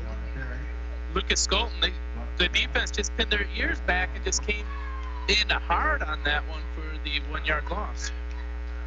I believe that was Brandon Paley on the carry, and he comes up with a little hitch in his giddy up.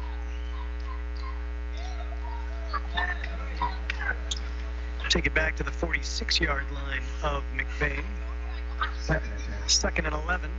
2nd and 10 and a half. Minute and a half remaining here in the third quarter. Bucks going right to left across your radio dial. Again, in that power eye look. And now we have a flag. And somehow they ran out of time. Didn't feel like they were debating that quickly, but apparently they did. So that's going to cost Roscommon 5 yards, and it'll take them back into their own territory, 49-yard line of Roscommon. 2nd and 15.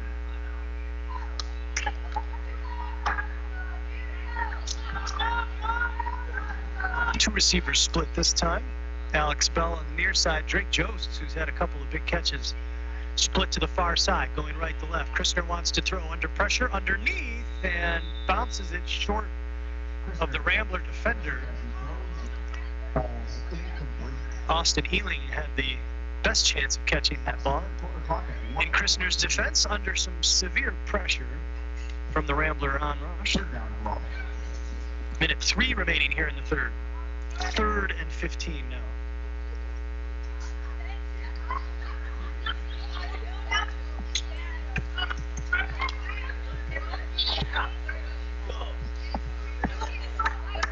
Again, two receivers split either way. This time, two backs next to Christner in the shotgun.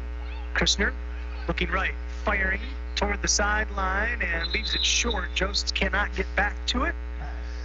And it will be incomplete. It'll bring up 4th and 15 now for Roscommon. Yeah, he saw Mount Outman coming in on him, and he said, I'm getting rid of that ball because I ain't going to be underneath that landmass. How tall is Caleb? Caleb is 6'3". George Brown's got him? I You think. keep saying George Brown's 6'4", so that's I would say George Brown does have him. by a smidge. Yes. Would expect to see a punt in this situation. Update for you from Cadillac. The Vikings tied with BC John Glenn, 13-all in the third quarter. Vikings opened the season with a win last week in a game that you can hear over on 107.9 The Drive. The officials discussing something. That maybe the wrong football. Little known fact, I didn't know this until recently. Each team brings their own ball. They have their own ball for offense. It's done at every level, right? That is correct. Obviously, famously, the New England Patriots deflate gate. And each team's only allowed to have 2 balls on the sideline. And if you forget to get the ball in, you must be stuck playing with your opponent's ball throughout the series. Christner back to throw. Bullet pass caught shy of the 40-yard line of McBain. Caught by Alex Bell. It's going to be shy of the first down, though, and that's going to be a turnover on downs. Ball will head back to McBain at their own 43-yard line. 24-0, McBain with the lead here in Roscommon. 52 seconds remaining in the third quarter as McBain takes over at their own 43. If you're just joining us, the Ramblers got the quick 6-0 lead and then struggled to put things together offensively for a while, kind of hurt themselves with holding penalties, unofficially 6 on the night. There's a low snap for Dottie, and Dottie's going to get buried back at the 40-yard line. It's going to be a loss of 3. It'll bring up 2nd and 13. George Brown III started at quarterback. There was some question as to what his health might be like after suffering the injury last week against Kingsley, but he scored on an 8-yard touchdown run to open it in the first quarter. And then finally, with about 3:09 remaining in the first half, Gavin Seeland with a 25-yard touchdown catch made it 12-0. Bucks put a good drive together after Brown went to the sideline defensively. Wildcat formation with Sealand under center or in the shotgun. All right. And then Austin Ealing with a pick 6 closed out the scoring for the Ramblers. Here's Seeland trying the left side of the line, and Seeland will get pushed out of bounds and right around the original line of scrimmage. There's not really a whole lot of doubt when you put Seeland in the Wildcat and you have the back to his left that they're probably running to the left, is there? Not when the back's on Bonico. On that play, you wanted the wide receiver to do a little bit of job on the seal block. It feels like if he would have, they could have popped Sealand for a big gain. Give Sealand the 45. 3rd and 8. Sealand wants to throw. Sealand aired it out, and too long for Ethan Barton down the middle of the field. Incomplete. And that is going to end the third quarter of play. The Ramblers will have the ball 3rd and 9 at their own 45-yard line. Actually, should be 4th and 9 at their own 45-yard line. As they switch ends, we'll take a break. 24-0, McBain with the lead. Final 12 minutes of this one coming up. Fourth quarter action right after this. Just like a referee needs great eyesight to make the big calls, you need great eyesight to tackle life's challenges. At Advanced Optometry in Cadillac, their qualified and professional staff works together to ensure your visit is comfortable, accommodating your busy schedule and addressing any questions prior to your appointment. Whether it's a general eye exam, or treating a condition that requires an in-depth diagnosis. You'll get undivided attention and a plan based on your needs and Advanced Optometry's expert opinion. Focused on your eye health, Advanced Optometry on Pollester Street in Cadillac. Learn more at advancedoptometry.com. Making the final arrangements for a loved one is never easy. At Burkholder Family Funeral Home in McBain, they can help you get through the process one step at a time. Serving the families in McBain and the surrounding communities for over 40 years, they take pride in providing exceptional services that families can actually afford. The caring and compassionate staff at Burkholder Family Funeral Home can help ease the burden. Burkholder Family Funeral Home. Visit them today at 211 North Pine Street in McBain or call 231-825-8191. And welcome back to Roscommon High School. Jay Simon alongside Gary Hawkeye Vanna. 24-0 McBain with the lead. Rich Spicer, he's like Ohio State.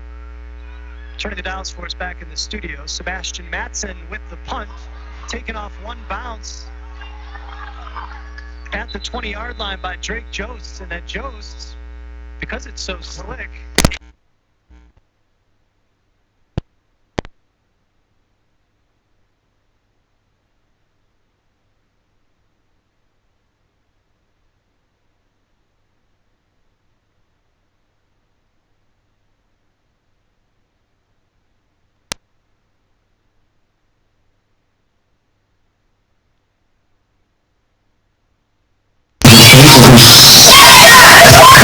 kudos to Austin Healy.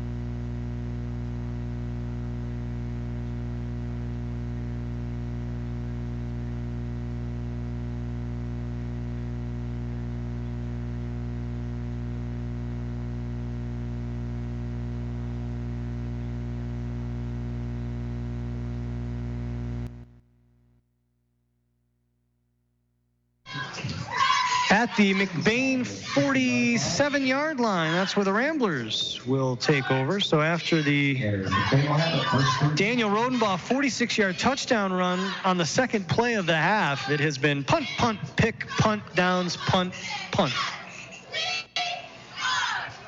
Offenses struggling in the wet conditions tonight. Said the old play-by-play guy in the dry press box. The mist is coming in a little bit the window.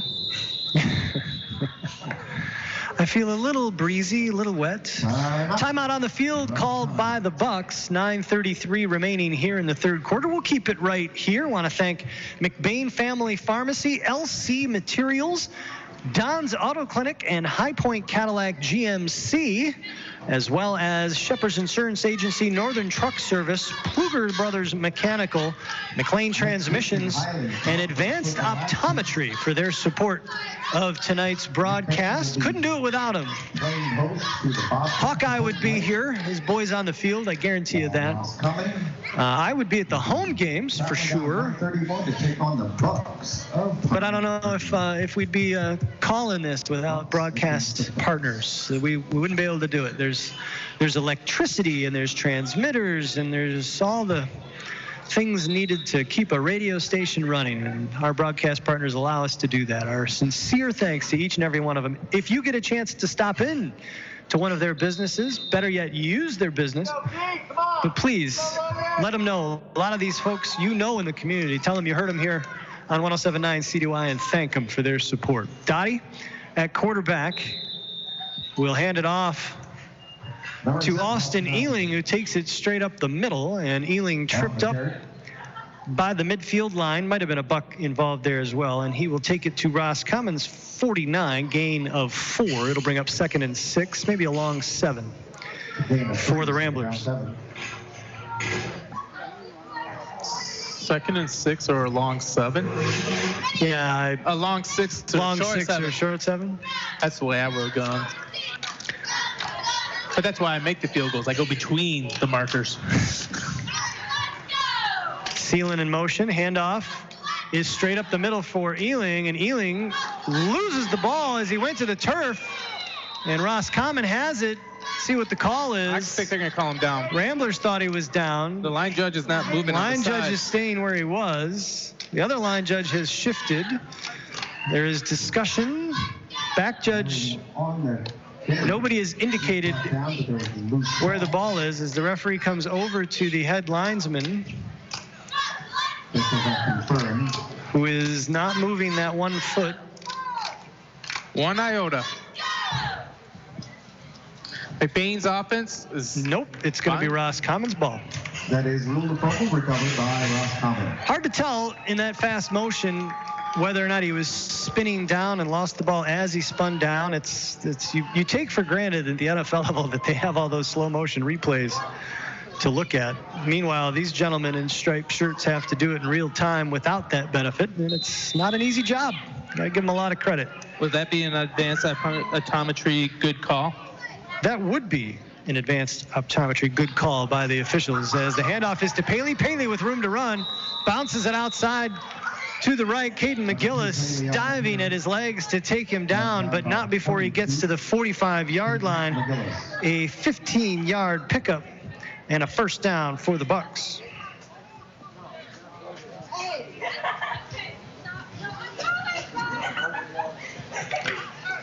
.838 remaining here in the ball game. Bucks going left to right across your radio dial. That car's really just starting to annoy me now with the headlights. I don't know why they just occasionally come on. Handoff is to Sizemore or Paley. It's Paley again, and Paley is dropped. I'm going to give him the line of scrimmage, so no gain. 2nd and 10 for the Bucks. As we hit the 8-minute remaining mark in this one. Christner continues as he goes to the sideline to get the call from head coach Bednarik, hobbling back to the end zone. So he is not a threat to run, clearly, if he was. I don't know what their offense is normally like. I get the impression he's more of a handoff and drop back passer type. And now I think we've got another loose ball on the field, and the Ramblers think they've got it. Is that a flag or is that a ball marker? I want to say it's a ball marker because the line judge is pointing the other way, and I don't think he'd do that if there was a flag on the play, would he? I don't know. He just threw something in there, but And usually when there's a fumble, they throw something down to indicate they saw there was a fumble, right? they did, and there it is. Yep, there you go. Ramblers with another turnover. We'll get it back. More of the wet conditions causing all kinds of trouble in this second half. Third turnover of the half. And it's the 7th turnover of the game. 5 fumbles and 2 picks. First down, McBain at the Roscommon 45. So McBain will get it back at Roscommon's 45-yard line with 7:38 to go here in the ball game. Rodenbaugh in motion will take the pitch from Dottie. Rodenbaugh around the right edge, cuts inside, and he is tripped up and dropped after a couple-yard gain. The Road ball on the carry, brought down by Joes. ball will be marked, looks like about the 44-yard line. Give it 1. It'll be 2nd and 9. Don't forget, stick around. The post-game show brought to you by Kelly's Pizza and Grill. Best fries in the, I don't know, 50-mile radius. Gosh, they're like... Best fries in the county. They're amazing. I'd go so far as... Tri-County? Wexford County, too, yeah. Osceola. Here's Dottie, wants to throw, looking for Barton outside, and Barton was trying to come inside. I think they might get Barton for interference because Ethan Barton was trying to cut inside to get to that slightly underthrown ball by Dottie, and he put 2 hands on the Roscommon defender and basically shoved him to the ground. So this is either defensive pass interference for getting in Barton's way or offensive pass interference for Barton discarding the Roscommon defender. We'll see. Tough call. I don't know. Barton has how they call that one on Roscommon, to be honest with you. Yeah, Barton has the right to get to the ball, but you can't just shove the guy out of the way. That's kind of an obvious call, I would think. It's a personal foul. It is on the Bucks. How is it a personal foul, though? Maybe there's something we did. Maybe the hand, John, before something Barton else? threw him aside. Yeah, I can only assume that something else happened. Personal foul, defensive pass interference. Personal foul, pass interference, Roscommon. First down, Lon Cook, the PA announcer, and my good friend over next to us, said that exactly the same way I did. Personal foul. He's a little confused as well. Dottie fakes the pitch to Rodenbaugh, throwing over the middle, has his man caught, and into the end zone. Yep, yes, touchdown. Caught by Sealand, and Sealand gets into the end zone. Touchdown, Ramblers, a 44-yard. 29 yards. 29 yards, sorry, that was the 15. They hadn't updated the scoreboard. 29-yard pitch and catch. Deacon Dottie to Gavin Sealand.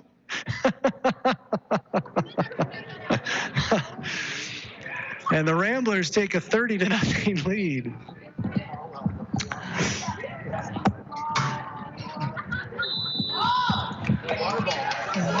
And the point after, Sebastian Matson is really excited. Oh my goodness. He almost did a soccer goal celebration right to the sideline, slide on his knees, tear his shirt off. He was so excited. I half wanted to call it that way. Did you see how high he kicked that thing? Oh my word.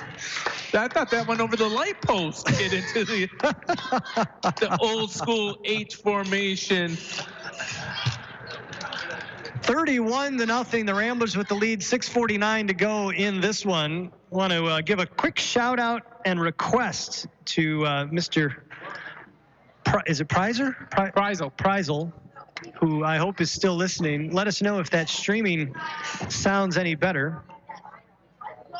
We're told that it should be fixed, as Rich Spicer, turning the dials for us back in the studio, has replaced a cable somewhere. It's always a cable, Hawkeye. It's always a cable somewhere. And word on the street is that buzzing should be gone, which would be fantastic for our listeners listening in on the McLean Transmission streaming service over on YouTube. 6:49 remaining in this one. 31-0 Ramblers. Gavin Sealand with his second touchdown catch of the game. As Deacon Dottie with a nice toss after he faked the pitch to Daniel Rodenbaugh. Rich Spicer has actually thrown the offending cable in the trash can, Hawkeye. That cable will never trouble a streaming on Up North Radio ever again, as the kickoff is bobbled. And I believe the Ramblers have it. They do. Was touched by a bump. Ealing with another Austin turnover. Ealing, yep, picks up. Recovered by the Ramblers, number 7, Austin Ealing. So the Ramblers will take back possession at the Roscommon 35-yard line with 6:46 to go in this one. This is the exact opposite McBain team we saw last week. Well, the defense has really played well. I'd like to think that Kingsley's offense probably a little better than what we've seen from Roscommon tonight. I think Roscommon's going to be in good hands with Connor Christner, the sophomore quarterback. He's got a good arm. He's done a nice job back there. But McBain's defense has made the going tough on the ground as Austin Ealing takes the handoff and stumbles forward back to the line of scrimmage. It'll bring up 2nd and 10 now Number 7 for McBain. Going to be down by contact, no gain.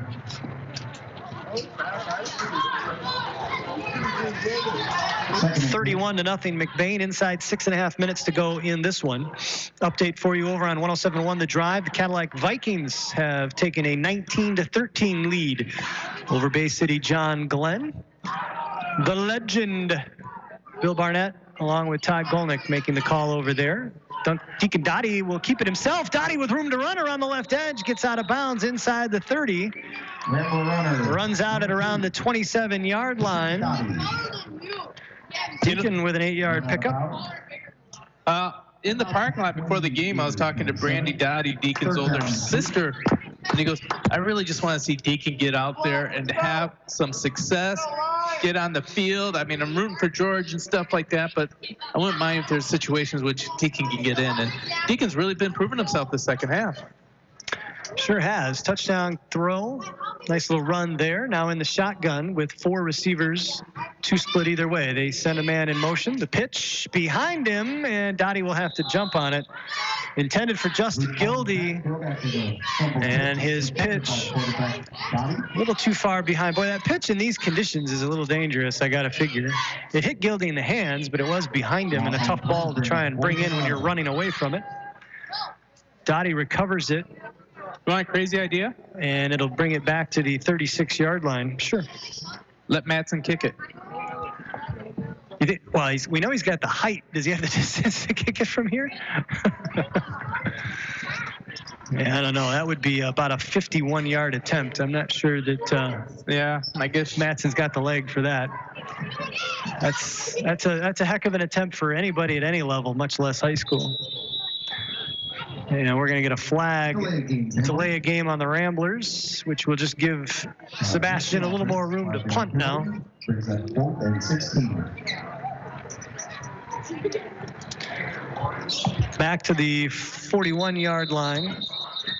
And now we are going to get a stoppage by the official. Looking at the scoreboard, it's not a timeout. I'm not sure what he wants. I think they want time put back on, or they want to reset the time on the clock.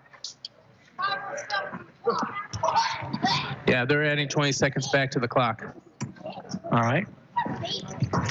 So it'll be 5:07 remaining as the Ramblers get ready to punt.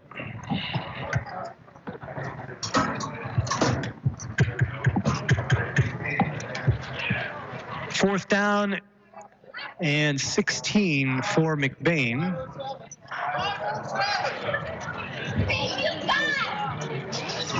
This is high school football, folks. The telephone game, as the lineman tells somebody in the crowd tells somebody at the back of the crowd tells the clock What's operator. weird here is they have 2 press boxes, and they have their own coaches behind the visitor thing, so they can't tell the clock operator and talk to him through the headset. Yeah, Sebastian Matson with the nice kick and taken at the 5-yard line. Flags thrown. Actually, one buck got hit in the back with the flag throw in the middle of the field. There was another flag toward the 10-yard line.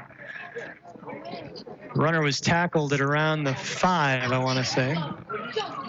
10. I did see a face mask. It is a penalty against the Bucks. I thought it was a block in the back. Hard to tell through this double pane glass. You've got the clear view. Do you want to like shut the window? No, it's all good. It doesn't matter. It wouldn't help. You want to stand and look over me? I can stand straight up and you can still see over me. That I could. It is a block in the back. I got it. Woo!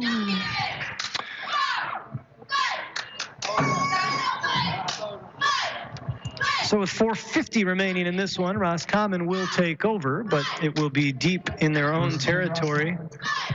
First down at their own 5-yard line.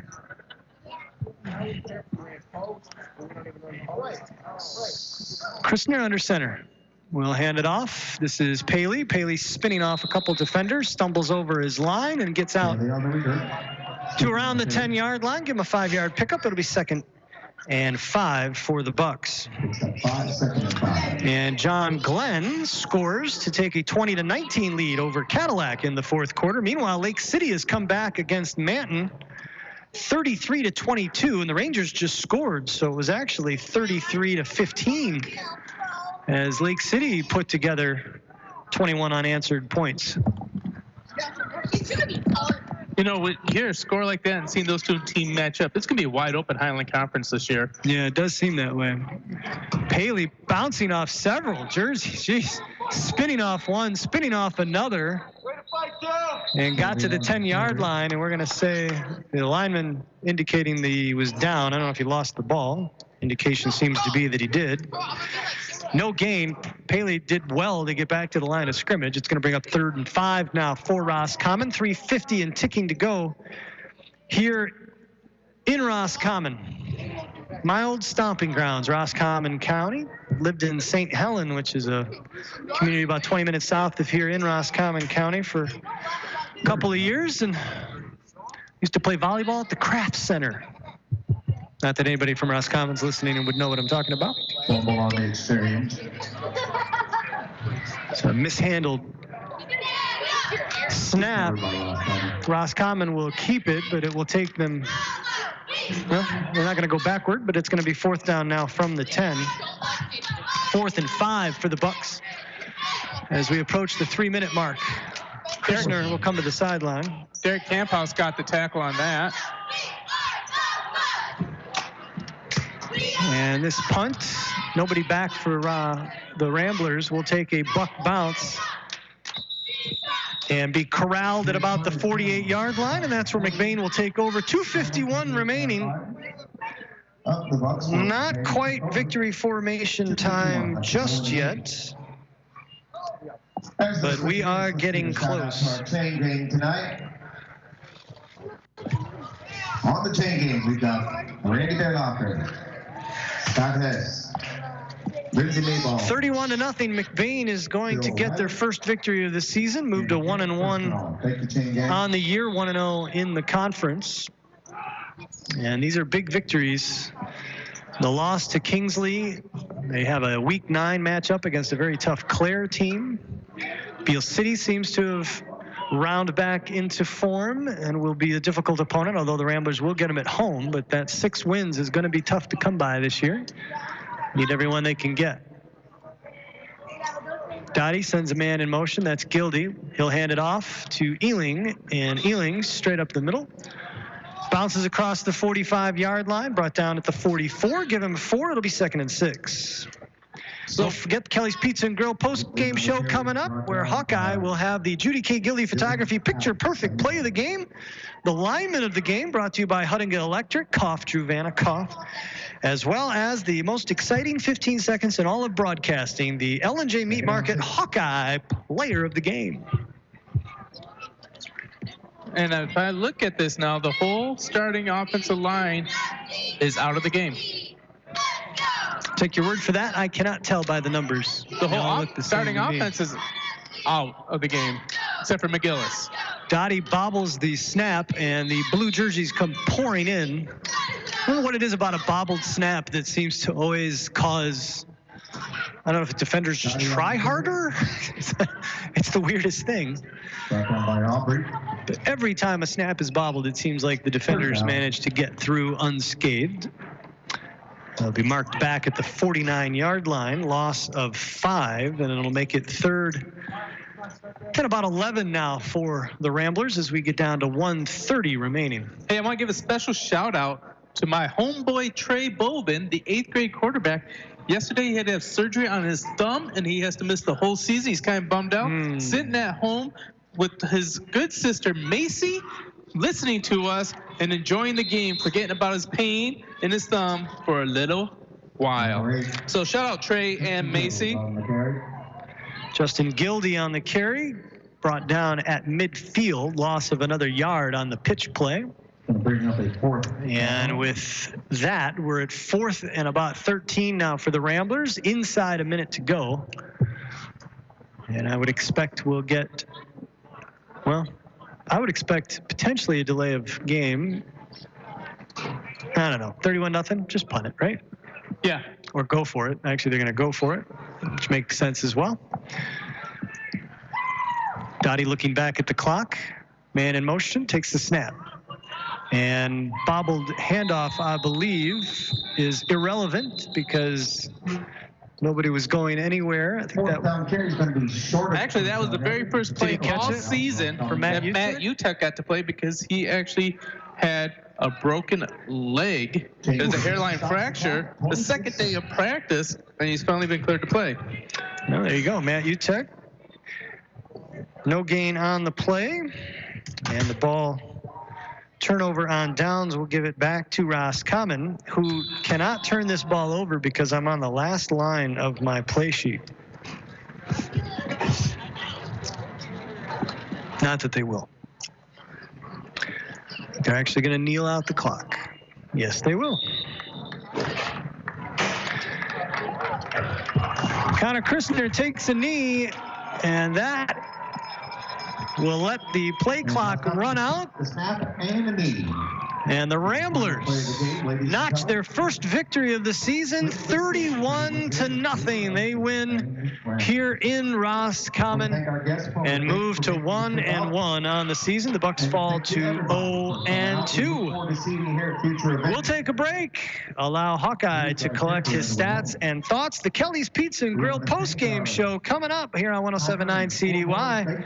Don't go anywhere. We'll be back right after this. Don's Auto Clinic, Chrysler, Dodge, Jeep, Ram, and High Point GMC Cadillac continue to grow together to serve you better. Our staffs are a group of hardworking individuals who, just like you, get the job done every day by showing the dedication and determination to teamwork. You will not find a more dedicated team making the car or truck buying experience more seamless and easy. Locally owned dealerships, proud to support all local high school sports. We're behind you all the way. McBain Rural Agricultural Schools is looking for the next generation of Ramblers. If you want to give your child the gift of a great education, make McBain Rural Agricultural Schools your school of choice.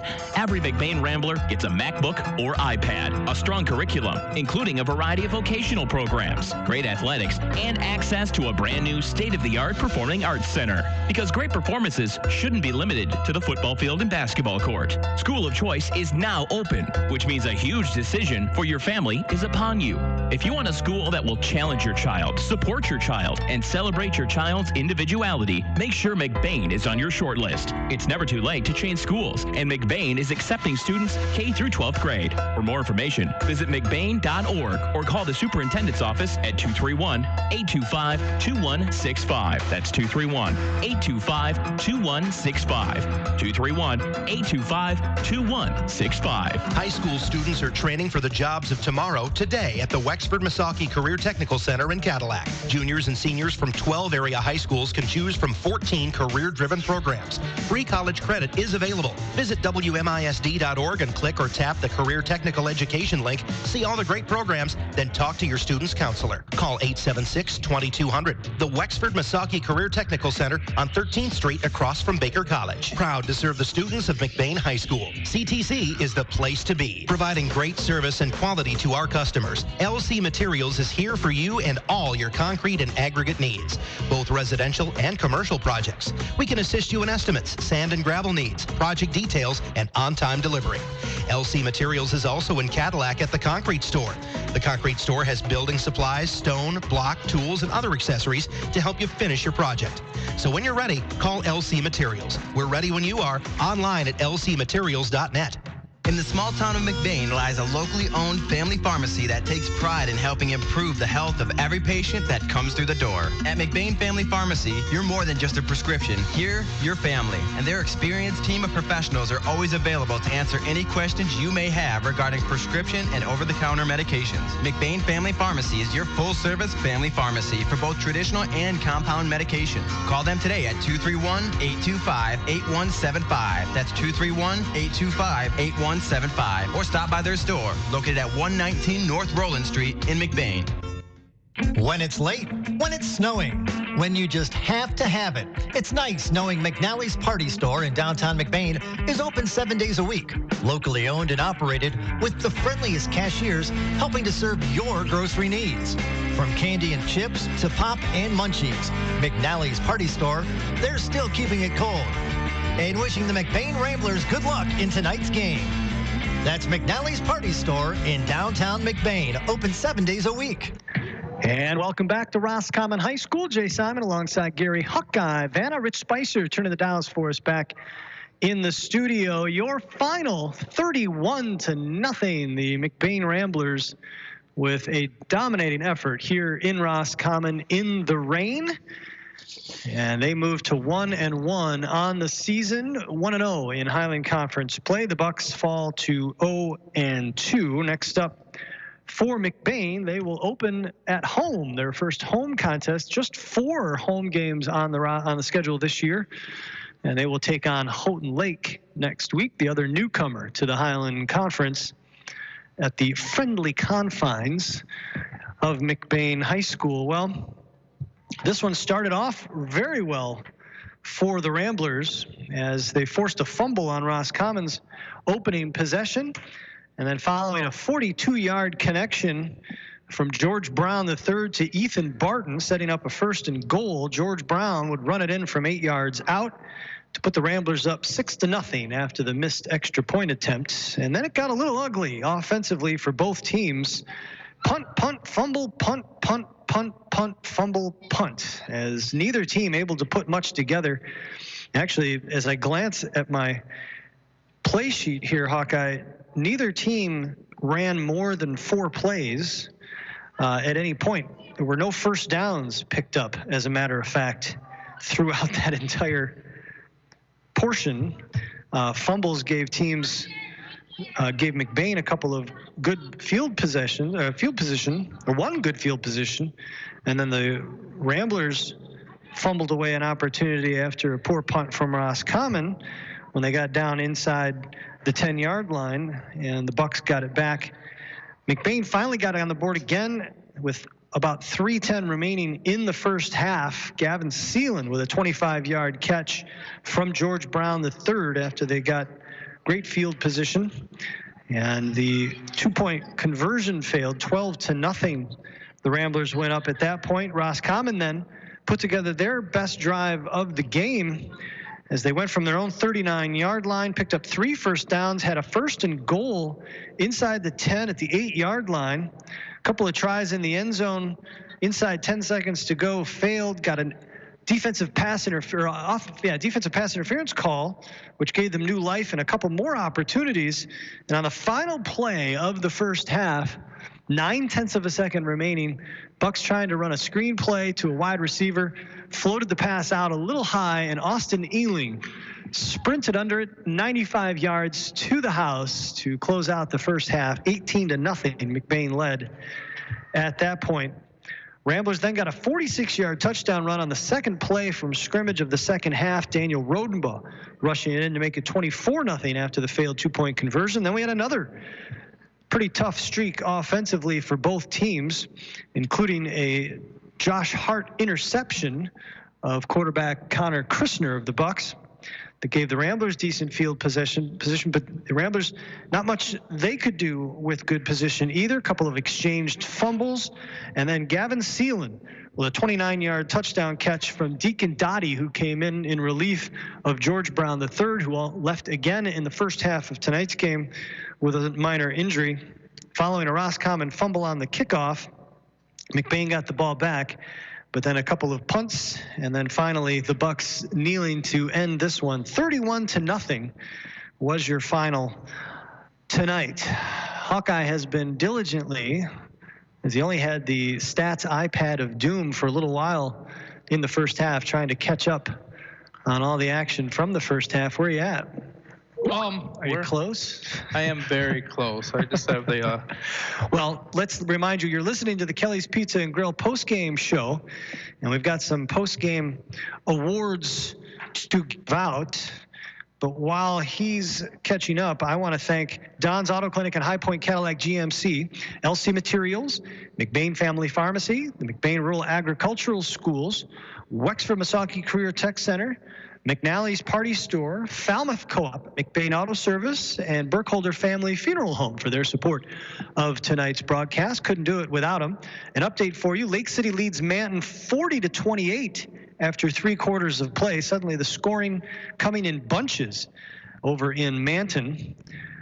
So the Trojans leading by 12 as they enter the 4th quarter. That game can be heard streaming on YouTube as Rick Swanson with the call. Meanwhile, Cadillac over on 107.1 The Drive falls to BC John Glenn 20-19. So the Vikings absorb their first loss of the season. Again, this is the Kelly's Pizza and Grill post-game show. I want to thank McBain Hardware, Advanced Optometry, McLean Transmissions, Pluger Brothers Mechanical, Northern Truck Service, and Shepherd's Insurance Agency for their support of tonight's broadcast as well. Well, Hawkeye, let's get one of these post-game awards out of the way. I think you already know, and I would agree wholeheartedly what this one's going to be. The Judy K. Gildy Photography Picture Perfect Play of the Game. There are a number of opportunities, a number of options that you could go with for that. There were several fumble recoveries and forced fumbles. You had the Josh Hart interception, and you had the Gavin Seelan touchdown catches, which were pretty spectacular as well. Daniel Rodenbaugh with a big touchdown run. Lots of options, but I know what I'd go with. What do you got? You gonna zig? Nope. All right. I'm not gonna zag. I'm gonna do what's smart. I got a text from my wife. Oh, no. And she told me what the Judy K. Gildy Picture Perfect Play of the Game. And since my couch is not very comfortable, she's actually picking the Judy K. Gildy Picture Perfect Play of the Game with Katrina Bonco. And they told me, without any choice, it has to be Josh Hart's interception, going the wrong direction, Caden McGillis grabbing him on the hips, twisted him 180 degrees and start pushing him in the right direction to start going down the field. He grabbed her on the waist and threw him in the right direction is what he did. So because of the Caden McGillis grab and throw to make it a positive gain after the interception, by Katrina and Kathy, we've lost the Judy K. Gildy Picture Perfect Play of the Game. We've lost control of the broadcast. How about stats? You got those now? I've lost control a long time ago. Top players for McBain, 58 yards rushing and a touchdown goes to Daniel Rodenbaugh. Gavin Seelan led with 71 yards receiving and 2 touchdowns. In addition to that, George Brown, 3 rushes for 55 yards. He also led the McBain with 4 for 6 passing for 76 yards. And a touchdown thrown there. Deacon Dottie, 1 for 2 passing, 29 yards, and a touchdown on his own. Gavin Seelan did a little wildcat action. Daniel Rodenbaugh also got 34 yards receiving. George Brown threw a 42-yard strike to Ethan Barton to wrap up your offensive stats. Defensively, McBain was led by Caleb Altman with 6 tackles. Gavin Seelan with 6, and Austin Ealing with 6 tackles. Lucas Scoten pitched in another 5. All right, a couple more things to wrap up. The Huttinga Electric lineman of the game. Well, they didn't play both ways, so it can't be Drew Vanna. Who would it be? Well, I am going to give it to Mount Altman. Caleb Outman, who was a big threat in the middle, was really hard to push around. The landmass there that caused to cut down that power I offense. So Caleb Outman is my Terry Huntinga Electric lineman of the game. Okay, that's going to just about do it for us from here at Roscommon High School. 31-0, your final. The McBain Ramblers with the victory, and that leaves us with the most exciting 15 seconds in broadcasting remaining, and that is the L&J Meat Market Hawkeye Player of the Game. You've waited with bated breath. Gary, who you got? You know, I looked at doing it with Outman again, but I decided to back off that. I looked at Rodenbaugh and back off it, but again, we're going to zag without you really think about that. He only played half a game, but boy, what a half. George Brown III, in half a game, was the passing leader. He threw for 2 touchdowns.